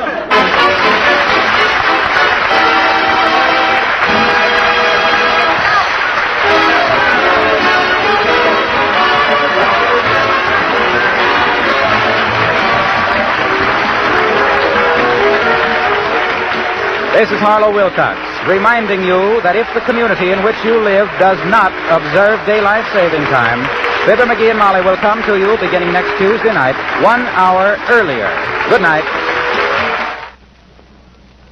Mom, can I have a quarter for the movies? You've had your allowance, son. But I'll tell you what I'll do. I'll let you earn a quarter if you'll wax polish the car. I just bought a can of Car New, that new Johnson auto polish that cleans and wax polishes in 1 application. It's a deal, Mom. With Car New, Jimmy Smith did their car in a little over an hour. And his pop was so pleased, he gave him an extra 2 bits. Hand me that Johnson's Car New. You'll be riding in a new car tonight. This is the National Broadcasting Company. Our next broadcast is the brainchild of American comedy duo George Burns and real-life wife and partner Gracie Allen. In September of 1934, their 30-minute program premiered as The Adventures of Gracie. The title changed in 36, and from 36 till 50, the series switched back and forth between NBC and CBS until it was canceled. They re-emerged on television with a successful situation comedy which lasted from 1950 to 1958. Ladies and gentlemen, we proudly present Burns and Allen on HOJO Radio. Well, hello. Come right in. Oh, George, we've got company.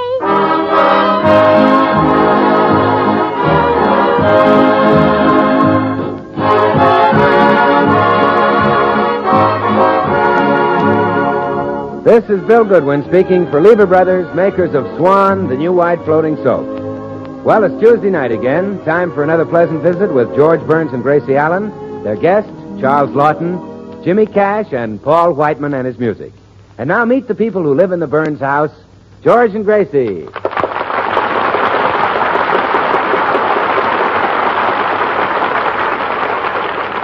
Well, this is a time of important meetings. In Casablanca, Roosevelt and Churchill. In Washington, the 78th Congress. And in the library of the Burns home, the Beverly Hills Uplift Society. And here comes George, blissfully unaware of what's going on, and Gracie waiting to make sure he doesn't find out. Good morning, sweetheart. Oh, good morning, dear. My, you're up bright and early this morning. Yeah, I woke up and couldn't get back to sleep, so I figured I might as well get up. Oh, so that's it. I was wondering what you were doing up at this hour. It's only 11:30. Well, some mornings I just can't sleep. I'm going into the library and look at the paper. Oh, wait, George, wait. Yes? Look, it's such a beautiful day. Why don't you take a walk? A walk? What for? Well, it would be fun. Why don't you walk down to the corner cigar store and whistle at the girls for a while? Gracie, I haven't... Have you gone out of your mind? I haven't done that in all my life. Well, you're not getting any younger, dear. Look, I'm going into the library. No, wait. I've got it. Why don't you go fishing? Go fishing? Well, sure. Go out to the lake and catch a fish and broil it right there. It'll be delicious.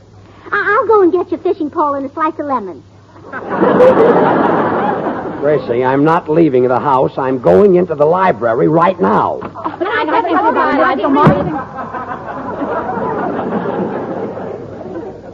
Gracie. Now, George, don't get excited. I told you if I ever caught those buzzards here again, I'd squeeze the hen and rinse out.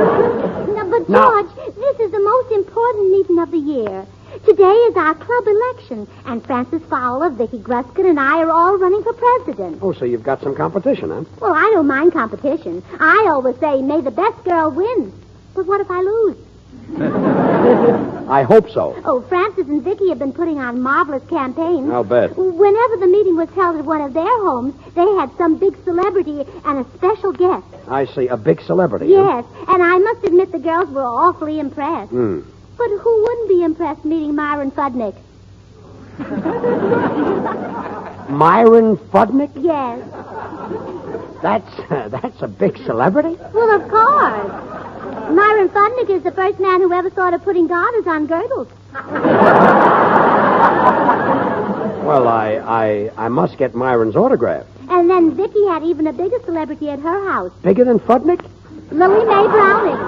Who? Lily Mae Browning. Who's she? The famous poetess, of course. She's written 4 lovely things. Love at First Sight, Whirlwind Courtship, Honeymoon for Two, and Oh Beautiful Reno. She's probably working on one now called Alimony, I Love You. Oh, but just wait till they see the celebrity I have. He's more important than anyone they ever thought of.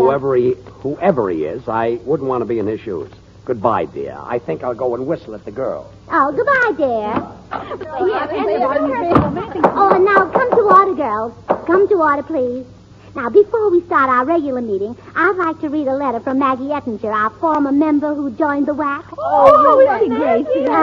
She says, Dear girls, I am writing to tell you what a wonderful organization this is, and also to remind you that the WACs need many more recruits who can fill important non-combat jobs and release more officers and men of the Army for combat duty. Oh, yes, I knew Our work includes every type of non-combat service, from accounting and cooking to stenography and radio operating.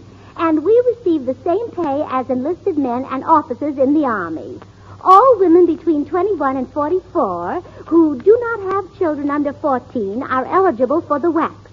If you know any women who are interested, tell them to go to the nearest Army recruiting and induction station and sign up now.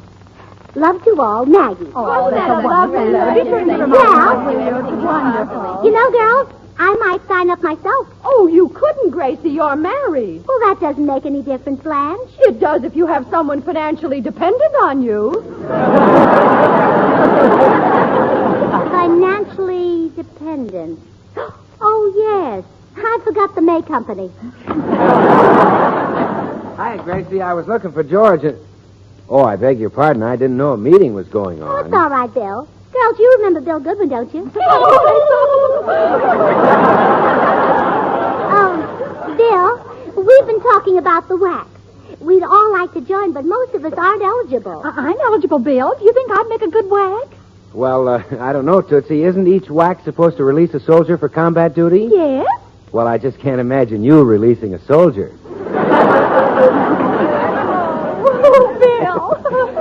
See, girls, it's really too bad you can't qualify for the Women's Auxiliary Army Corps, but I'll tell you what. I may be able to get you in the Smart Women's Anti-Nuisance Society. The Smart Women's Anti-Nuisance Society? Yes, that's right, Gracie. The SWANS, the Swans. Bill! Why, that's the same name as that soap you talk about. You know, Swan. Well, I'll be doggone. It is, isn't it? You know, It fits, too, because all the members use Swan, the new white floating soap that's purer than the finest Castiles, the regular Suds and Whiz, too. Oh, Bill, aren't you happy that I called it to your attention? Well, Tootsie, I'm so happy I could just grab you and give you a great big bar of Swan. Swan, you know, is great for washing the dishes because it not only gives you suds faster than other white floating soaps, but since Swan is purer than the finest Castiles, it's kind to your hands, too. That's why you should use it for every soap and water job. Bill, I've got Swan in my hope chest. I hope you're the one who shares it with me. Well, I'd love to, Tootsie. After you're married, you and your husband send me my half. You see, Swan breaks in two with a simple twist of the wrist, you know. You can use half in the kitchen for dishes and housework, and the other half in the bathroom for your hands and face. Well, girls, tell George I'll be back. And congratulations on becoming members of the Swans. Oh, you're sort of crazy about Bill, aren't you, Tootsie? Yes, we're sweethearts. Has he ever proposed? Oh, dozens of times. I wish he'd propose to me sometime. Oh, dear, someone's at the door and George isn't here. Will you excuse me, girls? Oh, right, Gracie. All right, go ahead, Gracie. Oh, my, I hope this is my important celebrity. Oh, the girls will be so thrilled. Good morning, Mrs. Burns. Oh, it's the postman. How are you, Mr. Postman? Never better, Mrs. Burns. I've been drinking in the fresh air through every pore. Gee, it's great to be alive.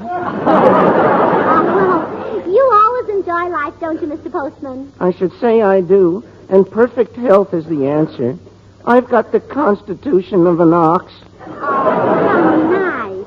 Is there any mail for me? Yes, a special delivery letter. Oh, let me see it. Oh, it's from my celebrity. Dear Mrs. Burns.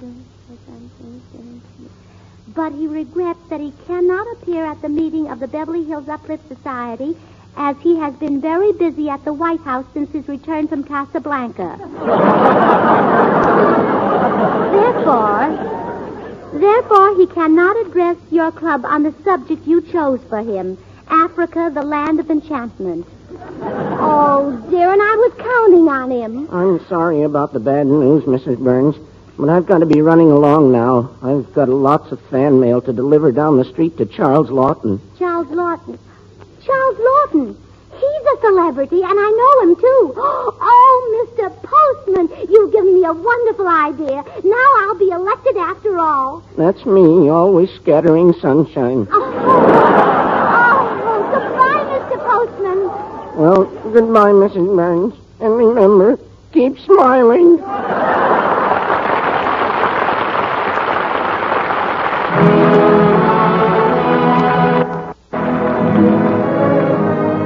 This is Paul Whiteman. The boys and the Six Hits and a Miss introduce you to a gal you're going to be seeing more and more of.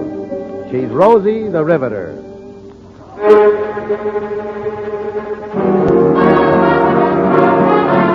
All the day long, whether rain or shine, she's a part of the assembly line. She's making history, working for victory. Rosie, the Riveter, keeps a sharp lookout for sabotage. Sitting up there on the fuselage, that little frail can do more than the male can do. Rosie, the Riveter, Rosie's got a boyfriend, Charlie. Charlie, he's a Marine. Rosie is protecting Charlie, working overtime on the riveting machine. When they gave her a production E, she was as proud as a girl could be. Said something true about red, white, and blue about Rosie. She got the fellas going.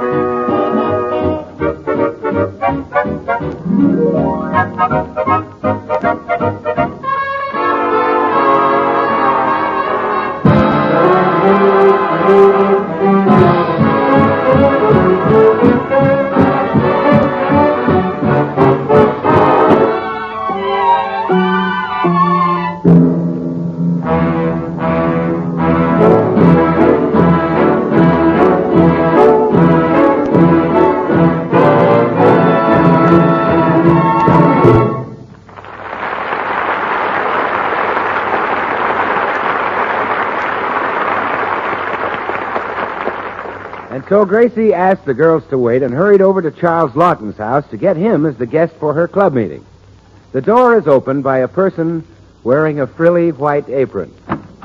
Oh, hello, Mrs. Lawton. Is Charles here? Mrs. Lawton, I am Mr. Lawton.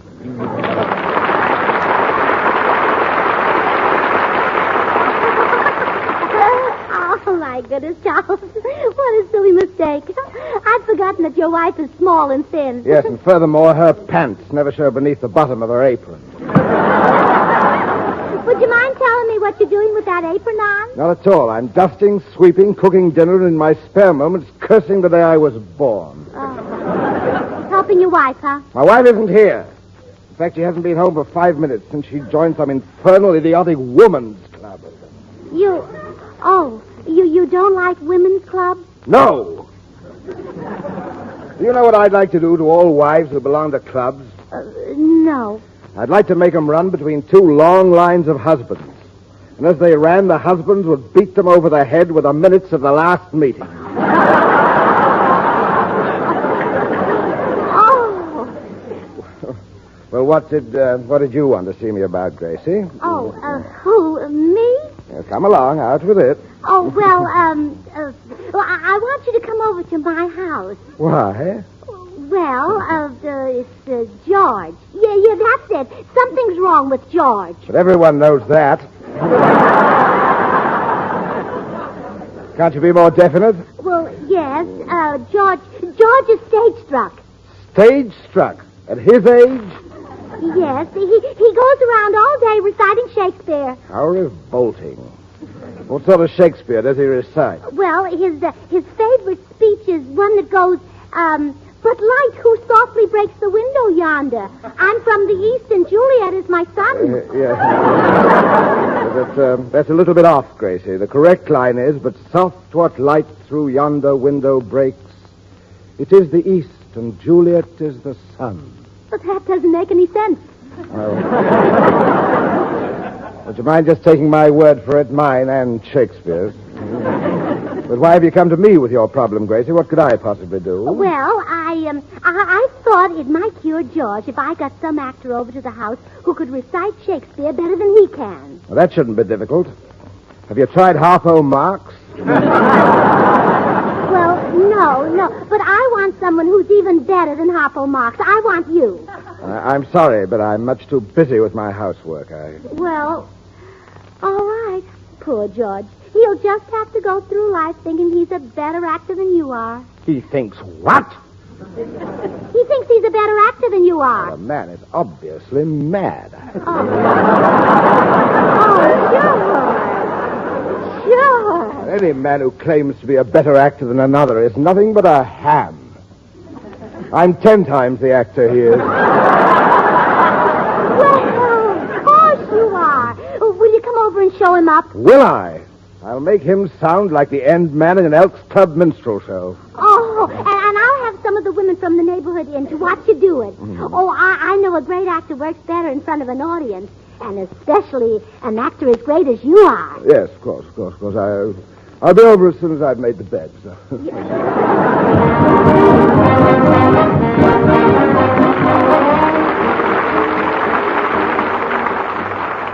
Gracie, Charles Lawton is coming over here? You mean Charles Lawton, the movie star? George, there's only one Charles Lawton. Although when you look at him, it does seem like there's more. Well, my estimation of that guy has gone down 100%. Accepting an invitation to talk to that silly woman's club. Well, George Burns, you apologize for that remark. Okay, I take it back about them being women. Well, that's better. Well, I'm getting out of here. I can't watch that. Oh, no, you have to stay. I mean, well, he's really coming over to see you. To see me? Yes. He thinks that you could be the greatest actor in Hollywood. What? Well, that's right. He says that you never should have given up acting for what you're doing now. I wonder how he meant that. Oh, well, he thinks you have the makings of a great actor. Well, he's dying to hear you recite a little Shakespeare. Well, I'll be darned. Yeah, well, he thinks you're wonderful. Oh, gee. Old Charlie ought to know. Mighty shrewd judge of talent, that boy. That's what he said, huh? Uh-huh, yeah. He'd like to see you playing Romeo or King Lear or Portia or one of those parts. Portia? Portia is a woman. Oh, he thinks you can do anything. He does, huh? Yes. Oh, that must be Mr. Lawton. Now, George, be sure to act for him. Do that Shakespearean line about the light breaking through the window. I'll go into the meeting. All right.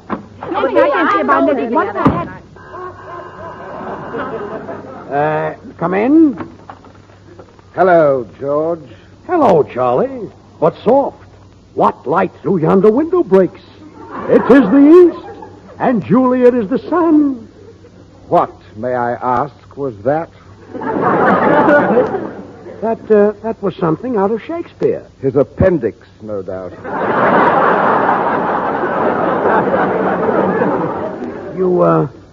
You didn't think I did it well? George, I think you have all the fire, all the feeling, all the emotional intensity of a plate of tapioca pudding. Oh, gee. Don't you think I'm a great actor? Yes, you're the new Porky Pig. Oh. So you consider yourself in my class as an actor. Why, of all the conceit, of all the unmitigated graft. Wait a minute. Burns, you're an idiot. If there's one thing I can't stomach, it's an idiot. Well, brother, if you can't stomach it with what you've got, nobody can. My stomach happens to be my business. Well, you happen to have a mighty big business. Is that so? Yeah, that's so in spades. You don't say. I do say. That's you. Yes, that's all.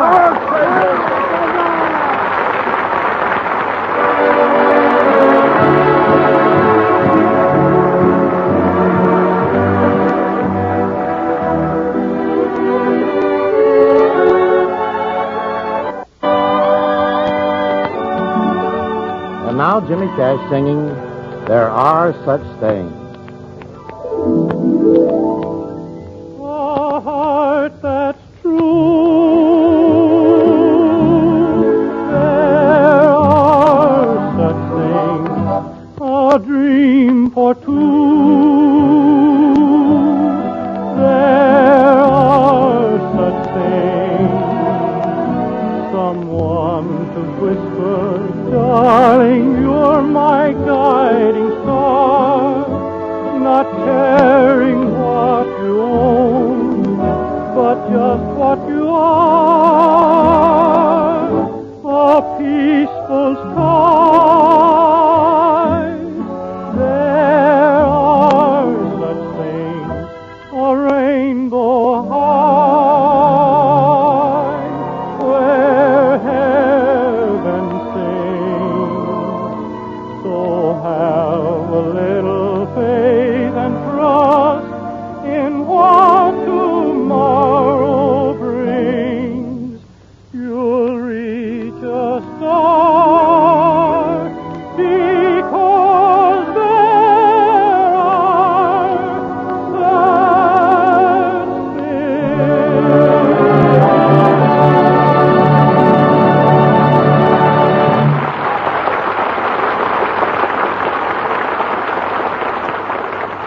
Charlie, will you listen to me? I'm telling you for the 50th time, I never said I was a better actor than you are. I'm a modest man, George. I'm a very modest man, but I'm honest. And I'm forced to admit there just isn't a better actor than I am. Well, okay, you're marvelous, you're wonderful, you're magnificent. I knew you'd begin to see it my way, George. Now, let's talk about you. Yeah, okay. I'm awful, I'm horrible, I'm terrible. I'm the worst actor who ever lived. Well, go on. You're on the right track. Look, Charlie. Hi, George. I dropped by before, but you... Gee, Charles Lawton in the flesh. What else would you expect me to be? Who are you? Well, I'm Bill Goodwin, Mr. Lawton. I'm in pictures, an actor, just like you. Another one. What is this? A house or a branch of Swift and Company?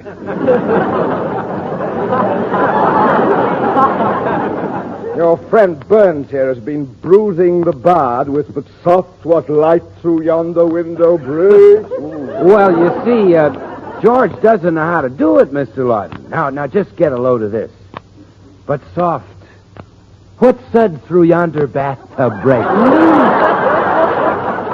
Ah, 'tis Swan, the new white floating soap. that's purer than the finest Castiles. Money can't not buy a purer soap. Youch. Romeo, Romeo, wherefore art thou Romeo? Art thou bathing the baby with swan? Swan, you know, art great for bathing the baby. It's so pure that it's kind to even a baby's tender skin. So naturally it must be swell for your hands and face. Your tub or shower, Romeo. This will set the theater back 500 years. So, friends, mothers, and housewives, lend me your ears. Women have long considered Castile soaps the standard of purity, but Swan is even purer than the finest Castiles. And now, farewell. Farewell.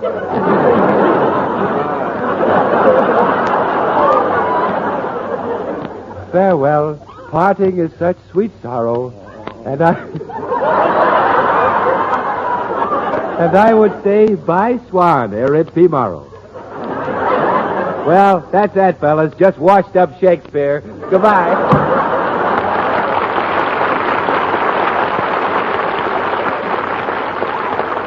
What a ham. You're a fine one to talk about hams, coming over here to talk to that silly woman's club.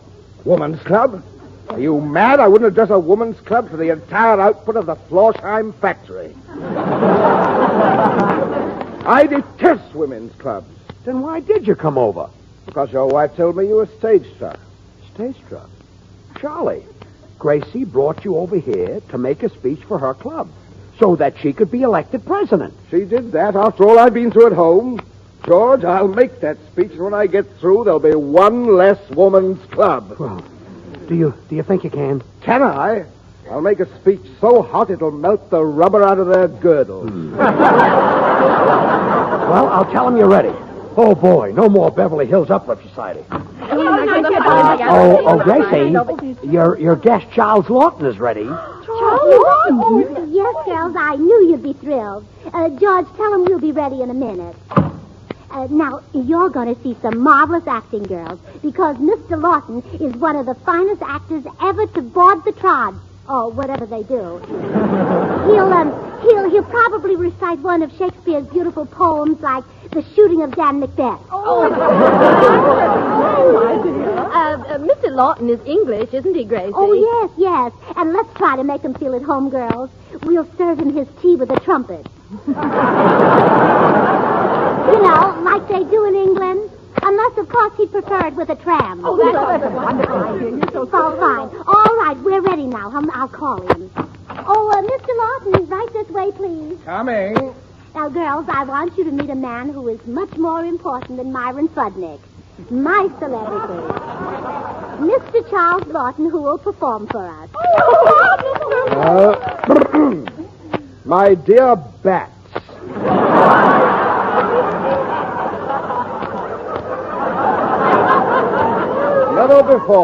Never before has it been my misfortune to address so gruesome a collection of comers. The combined stupidity of your faces could only be found in a club such as this or in a colony of tired old pelicans. Isn't he wonderful? Oh, what a natcher. He almost makes you believe that he means those things. But I do mean them. It is my heartfelt opinion that this ghastly little band of frumps is more dangerous to the progress of mankind than the boll weevil or the zoot suit. Really, my good witches, I am not trying to amuse you. I loathe you. You revolt me. Oh, nuts, I quit.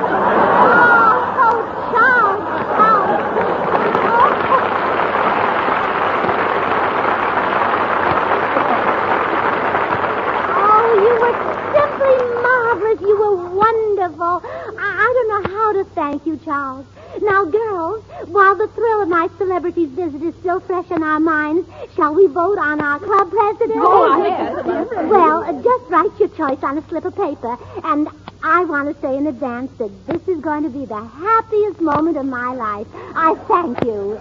Here are the ballots, Gracie. Oh, good. Oh, now, the first ballot is for... Oh. Oh, my goodness. Oh. Oh, my. Oh, well, I guess it's unanimous. Naturally. Yeah, Charles, Yes, Gracie. I'm a good loser, and I want to wish you every success as the new president of our club. What? Oh, well, it's the voice of the people, and we'll meet at your house next week. Now listen, you misguided scarecrows. I'd rather be born I'd rather be born at the stake. I'd rather...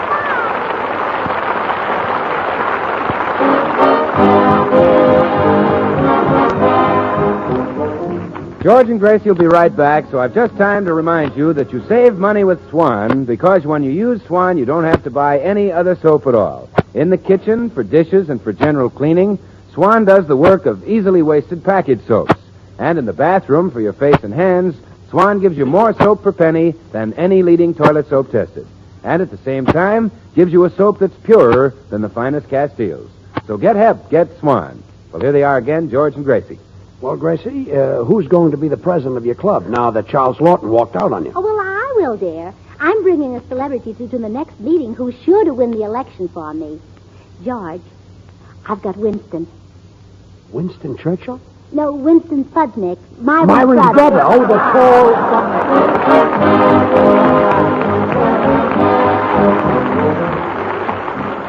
The makers of Swan, the new white floating soap, join George and Gracie in inviting you to tune in to your CBS station again next week, same time, when their guest will be Veronica Lake.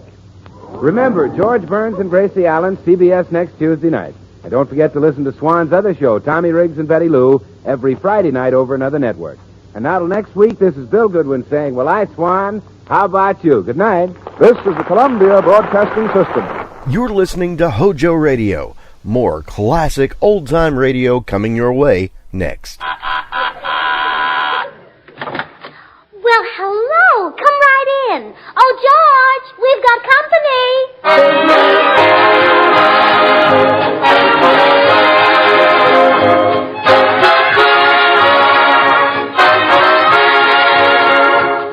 This is Bill Goodwin speaking for Lever Brothers, makers of Swan, the new white floating soap. Well, it's Tuesday night again. Time for another pleasant visit with George Burns and Gracie Allen, their guest, Veronica Lake, Jimmy Cash, and Paul Whiteman and his music. And now meet the people who live in the Burns house, George and Gracie.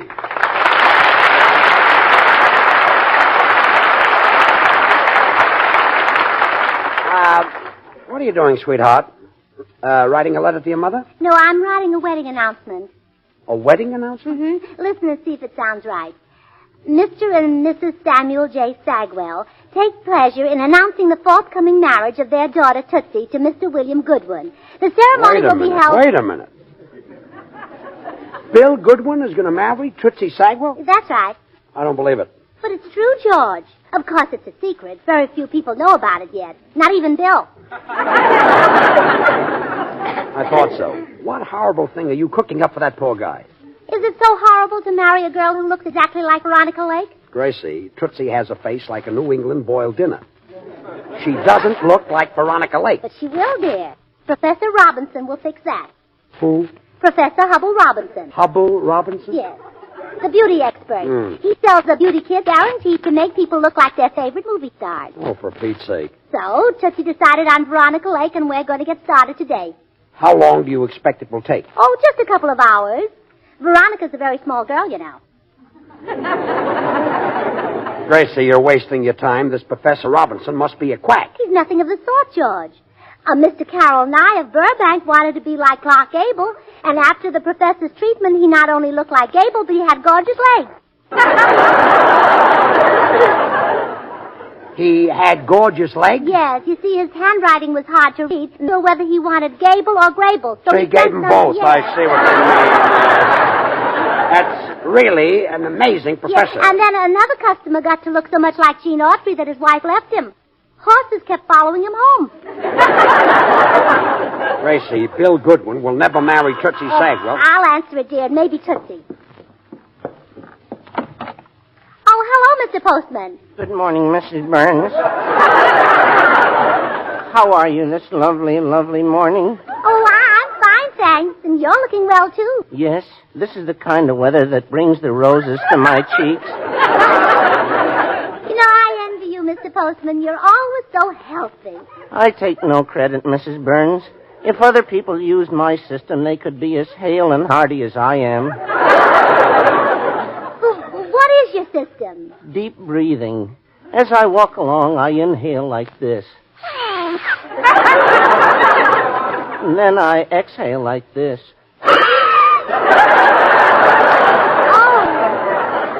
Wonderful.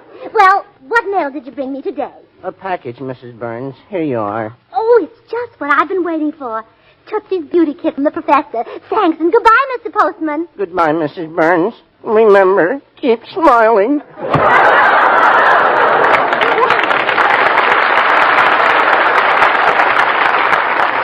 Oh, George, it came. Professor Robinson's beauty kit. It's here. Great. Tomorrow I won't be able to tell Tootsie from Veronica. Oh, yes, you will. I thought of that. You see, Veronica Lake uses a certain perfume, so Tootsie is going to just douse herself with that perfume. Well? Well, if she smells a little like Veronica Lake, she is Veronica Lake. But if she smells a lot like Veronica Lake, she's Tootsie. Suppose she smells like Tootsie. Well, in that case, ignore her. She's a stranger. I'll cut her dead. Oh, I just can't wait for the wedding. Tootsie and Bill are going to be... Come in. Gracie, did it come? Is it here? Yes, Tootsie, it just came. Oh, wonderful. Glamour, you shall be mine. Well, this is murder. I'm getting out of here. Oh, Tootsie, don't mind him. He's just a cynic. But you know what they say, live and learn. Oh, who cares about learning? I want to live. Open the box, Gracie. Oh, all right. Oh, gosh, I just can't wait to see what's in it. Oh, me either. Oh, I'm so excited. Oh, my goodness. Just look at all these things. Oh, what are those bottles of brown stuff? Oh, that's mud for mud packs. See what it says in the label? Procured from a ditch in Veronica Lake's own hometown. Isn't that wonderful? I wonder what that funny-looking gadget is. Oh, that's a no-shortener. You see, where Veronica's turns up, yours keeps right on going. Oh, we'll have to fix that. Look, here's the most important thing of all, this mask. You have to wear that over your face during the entire treatment. Oh, I just can't wait to look like Veronica Lake. I've looked like me for so long. Yes, I know. Hello, Gracie. Gosh, you look cute this morning. Hello, Tootsie. Gosh.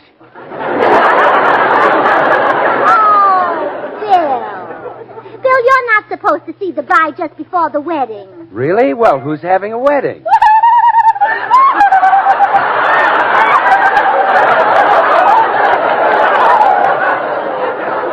Gracie, is Tootsie finally getting herself a man? Yes. Who is the poor sap? You. Me? I wouldn't marry Tootsie Sagwell if they threw rice and new shoes at the wedding. But, Bill, you'd marry Veronica Lake, wouldn't you?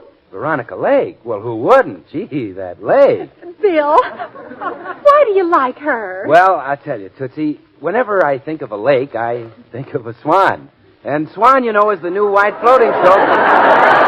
Purer than the finest Castiles, a regular suds and whiz. Bill, Professor Robinson, the beauty expert, is going to make me look just like Veronica Lake.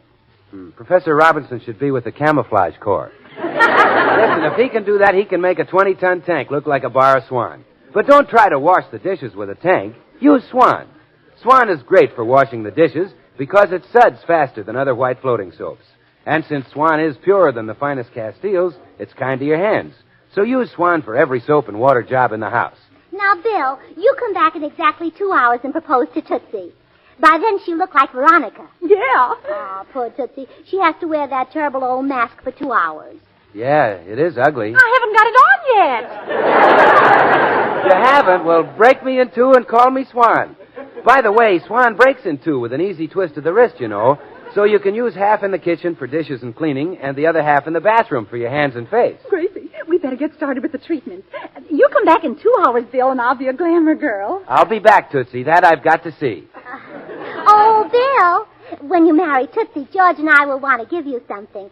What would you like? Novocaine.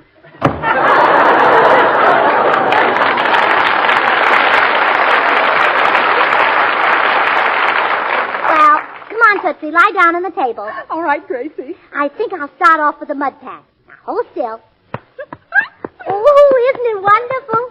You'll have Veronica Lake's face in no time. I know. And I'll have her ears even sooner than old Mud went. Say,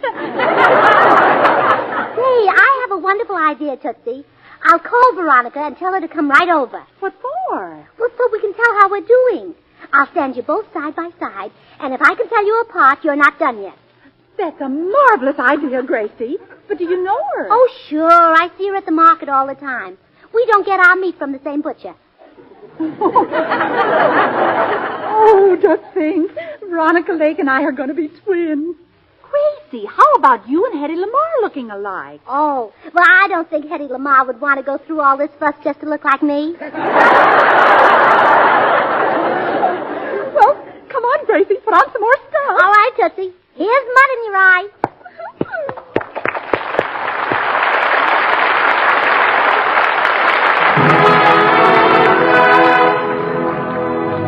This is Paul Whiteman. The boys and the Six Hits and a Miss come up with a song that was a sensational hit back in the days when vaudeville was more than just a name. Now it's a big hit all over again. For Me and My Gal.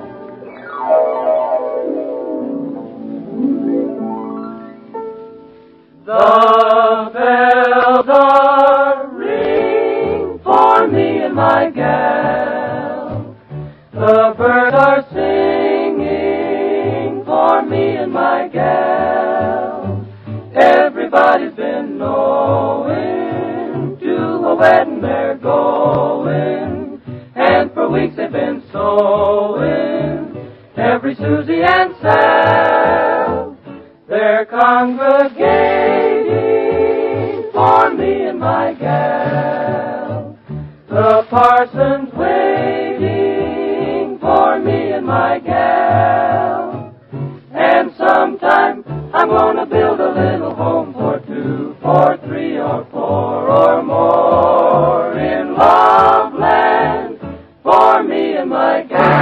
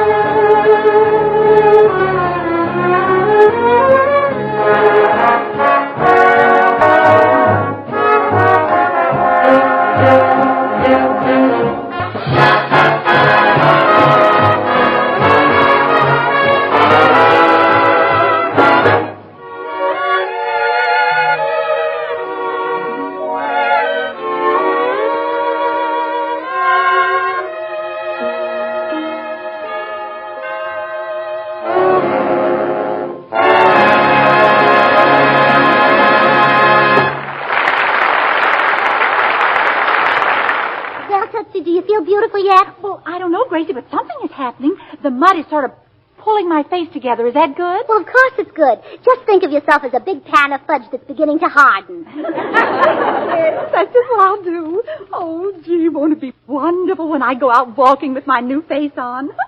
Then maybe the man will whistle at me. Didn't the man ever whistle at you, Tootsie? No, Gracie. A couple of times the man has puckered his lips like he was going to whistle, but what came out was a different noise entirely. Oh, you poor dear. Well, anyway, Tootsie, you shouldn't be thinking of other men. You're going to marry Bill Goodwin. Oh, that must be Veronica. You just lie there, Tootsie, and keep that mask on your face. Hello, Gracie. Oh, come on in, Veronica.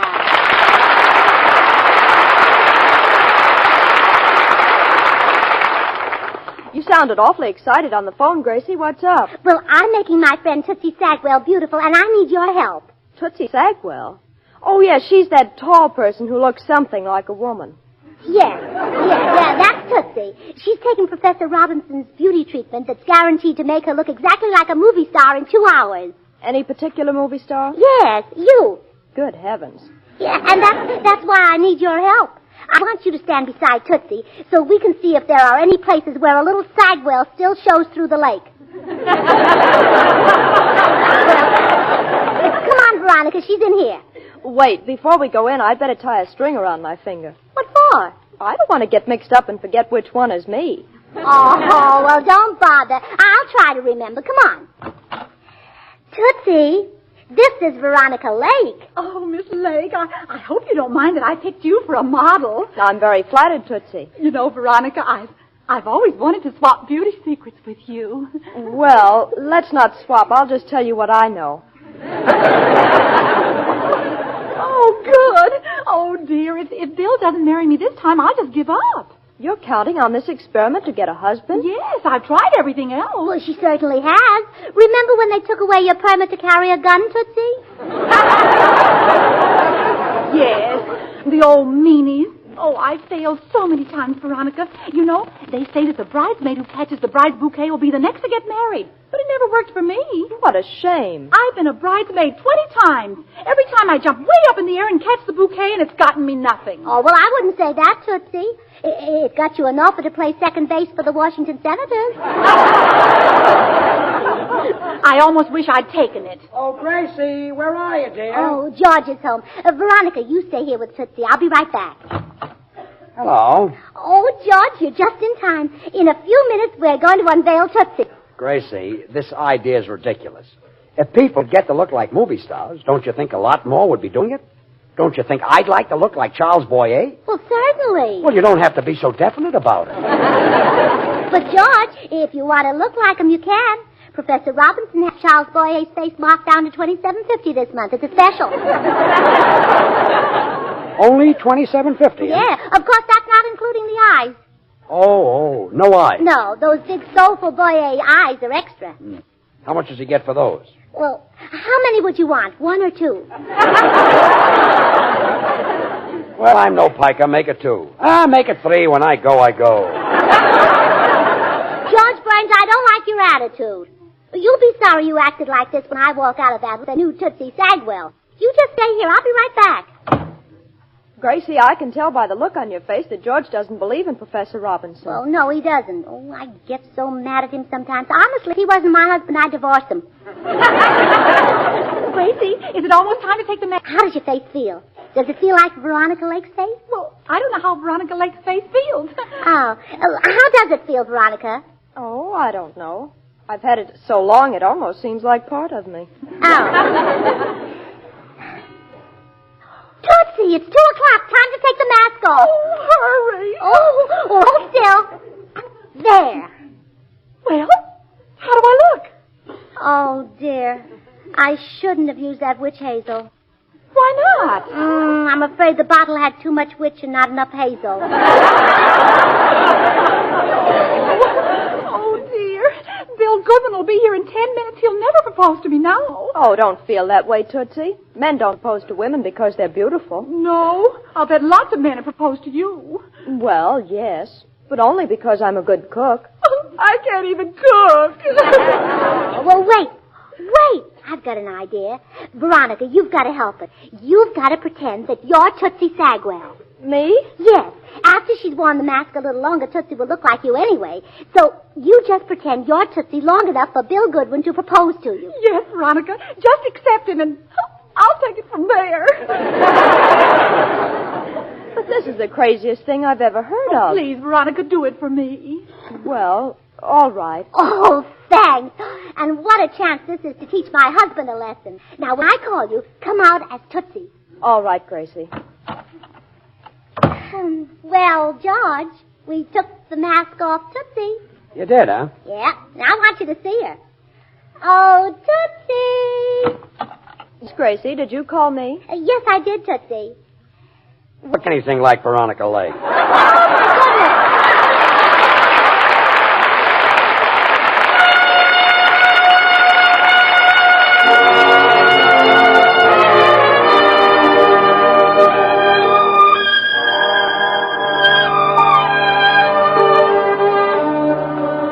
Johnny Cash is here with one of the all-time tunes, Night and Day. Night and day, night and day.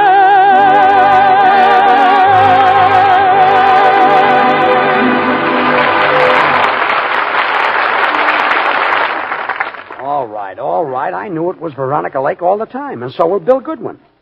Look, he'll never believe she's Tootsie. He will, too. Veronica's a very fine actress.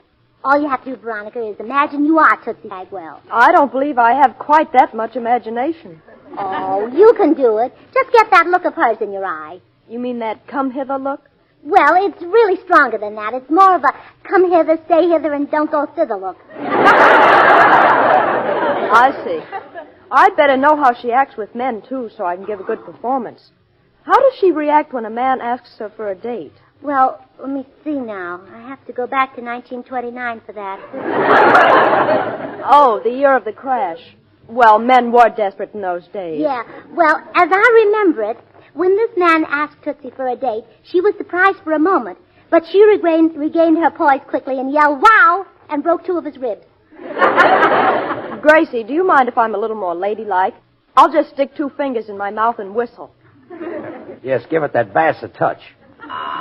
Here's Bill now. Well, here I go. You promise I can leave the minute he proposes to me, Gracie? Oh, absolutely. Oh, don't worry. You'll be able to leave right away. The biggest dope in America would know that you are Veronica Lake and not Tootsie Sagwell. He will not. Come in. Hi, Gracie. Hi, George. Bill, look. Why, Tootsie! Oh, no. Tootsie, I can't believe it. You're gorgeous. You're beautiful. I couldn't tell you from Veronica Lake in 1,000 years. Really, Bill? Oh, really? Tootsie, when you asked me for a kiss last week, did I say no? I ought to have my head examined. Come here, babe. Hey, now, wait a minute. And here's one for the week before. And the week before that. And remember the day you chased me 6 blocks? Well, I'm standing still now. And remember the time... Bill.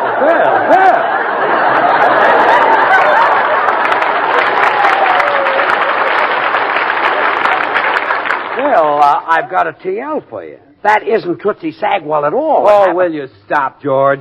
Why, that Professor Robinson is marvelous. What a transformation. I could swear Tootsie was Veronica Lake. Come on, kiss me, Tootsie. Wait a minute. When are you going to propose? Oh, later. Gotta get to know you first. Give me a kiss. Look, how about propose? Of course, I'll propose. But, don't you think I should meet your folks first? What for? What for?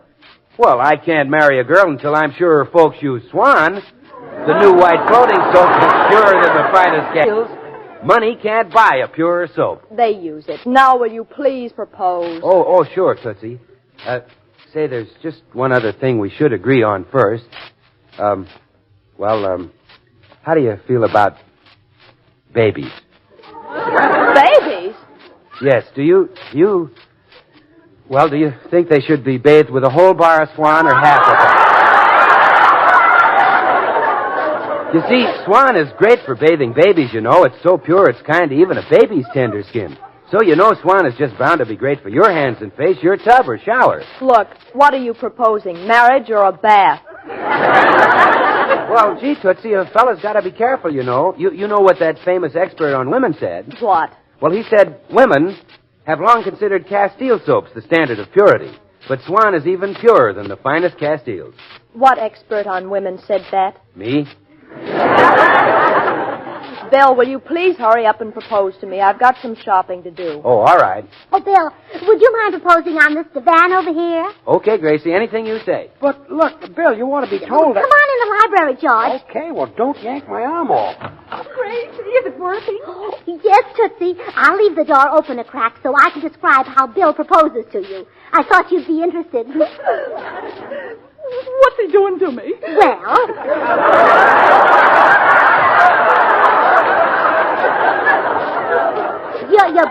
You're both on the divan, and Bill is moving closer to you, closer and closer. Yes? He leans forward to kiss you. Oh, Tootsie Sagwell, you're a big dope. Why? You turned your head away. Oh, I guess I got so excited I didn't know what I was doing. Oh, well, now he's taking your hand in his. He's stroking it with his fingers. Which hand, Gracie? Your right hand. Why? I want to know which one to have goose pimples on. And now he slips his arm around your waist. He tries to pull your head down on his shoulder, but you hold back. Oh, pull harder, Bill. Pull harder. And now you're beginning to give in. He tilts your chin up. Oh, Tootsie, he finally did. He kissed you. Oh, did I enjoy it? Oh, Tootsie, you loved it. Now he's proposing. He's on his knees. You look down at him and nod your head. Oh, Tootsie, you accepted him. You're engaged, isn't it wonderful? Yes, this is the happiest moment of my life. Oh, those are tears of joy, huh? Not exactly. My engagement seems to lack the personal touch. Oh, well, I've had enough of this. I'm going out there and put a stop to it. Hey, Bill. Go away, George. Don't disturb me. Hey, you better listen, Goodwin, because you're going to get the shock of your life. That's not Tootsie Sagwell you've been kissing. That's Veronica Lake. Well, I know that. You mean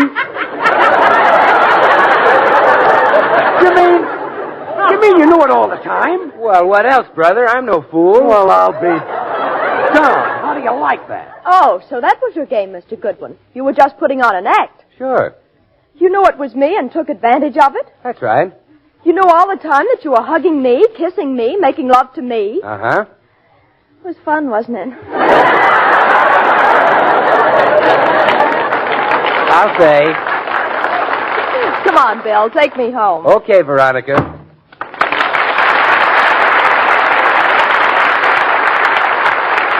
Well, so help me, that's the last time I'll ever stick my neck out. Wait. George, stop them. Oh, you're too late. They're gone. Oh, well, that's a man for you. He just got engaged to Tootsie Sagwell, and he's already running around with another woman. Now, look, Gracie. Oh, men are all alike. They're all beasts. You just can't trust one of them. George Burns, I'm going home to my mother. Me? What did I have to do?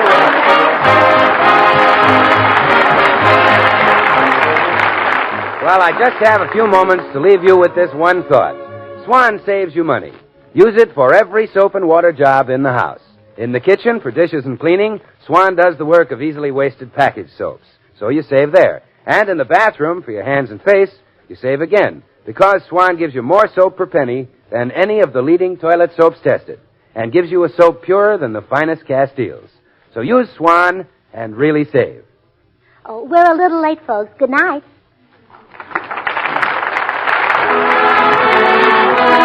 The makers of Swan, the new white floating soap, join George and Gracie in inviting you to tune in to your CBS station again next week, same time, when their special guest will be that famous Arkansas traveler, Bob Burns.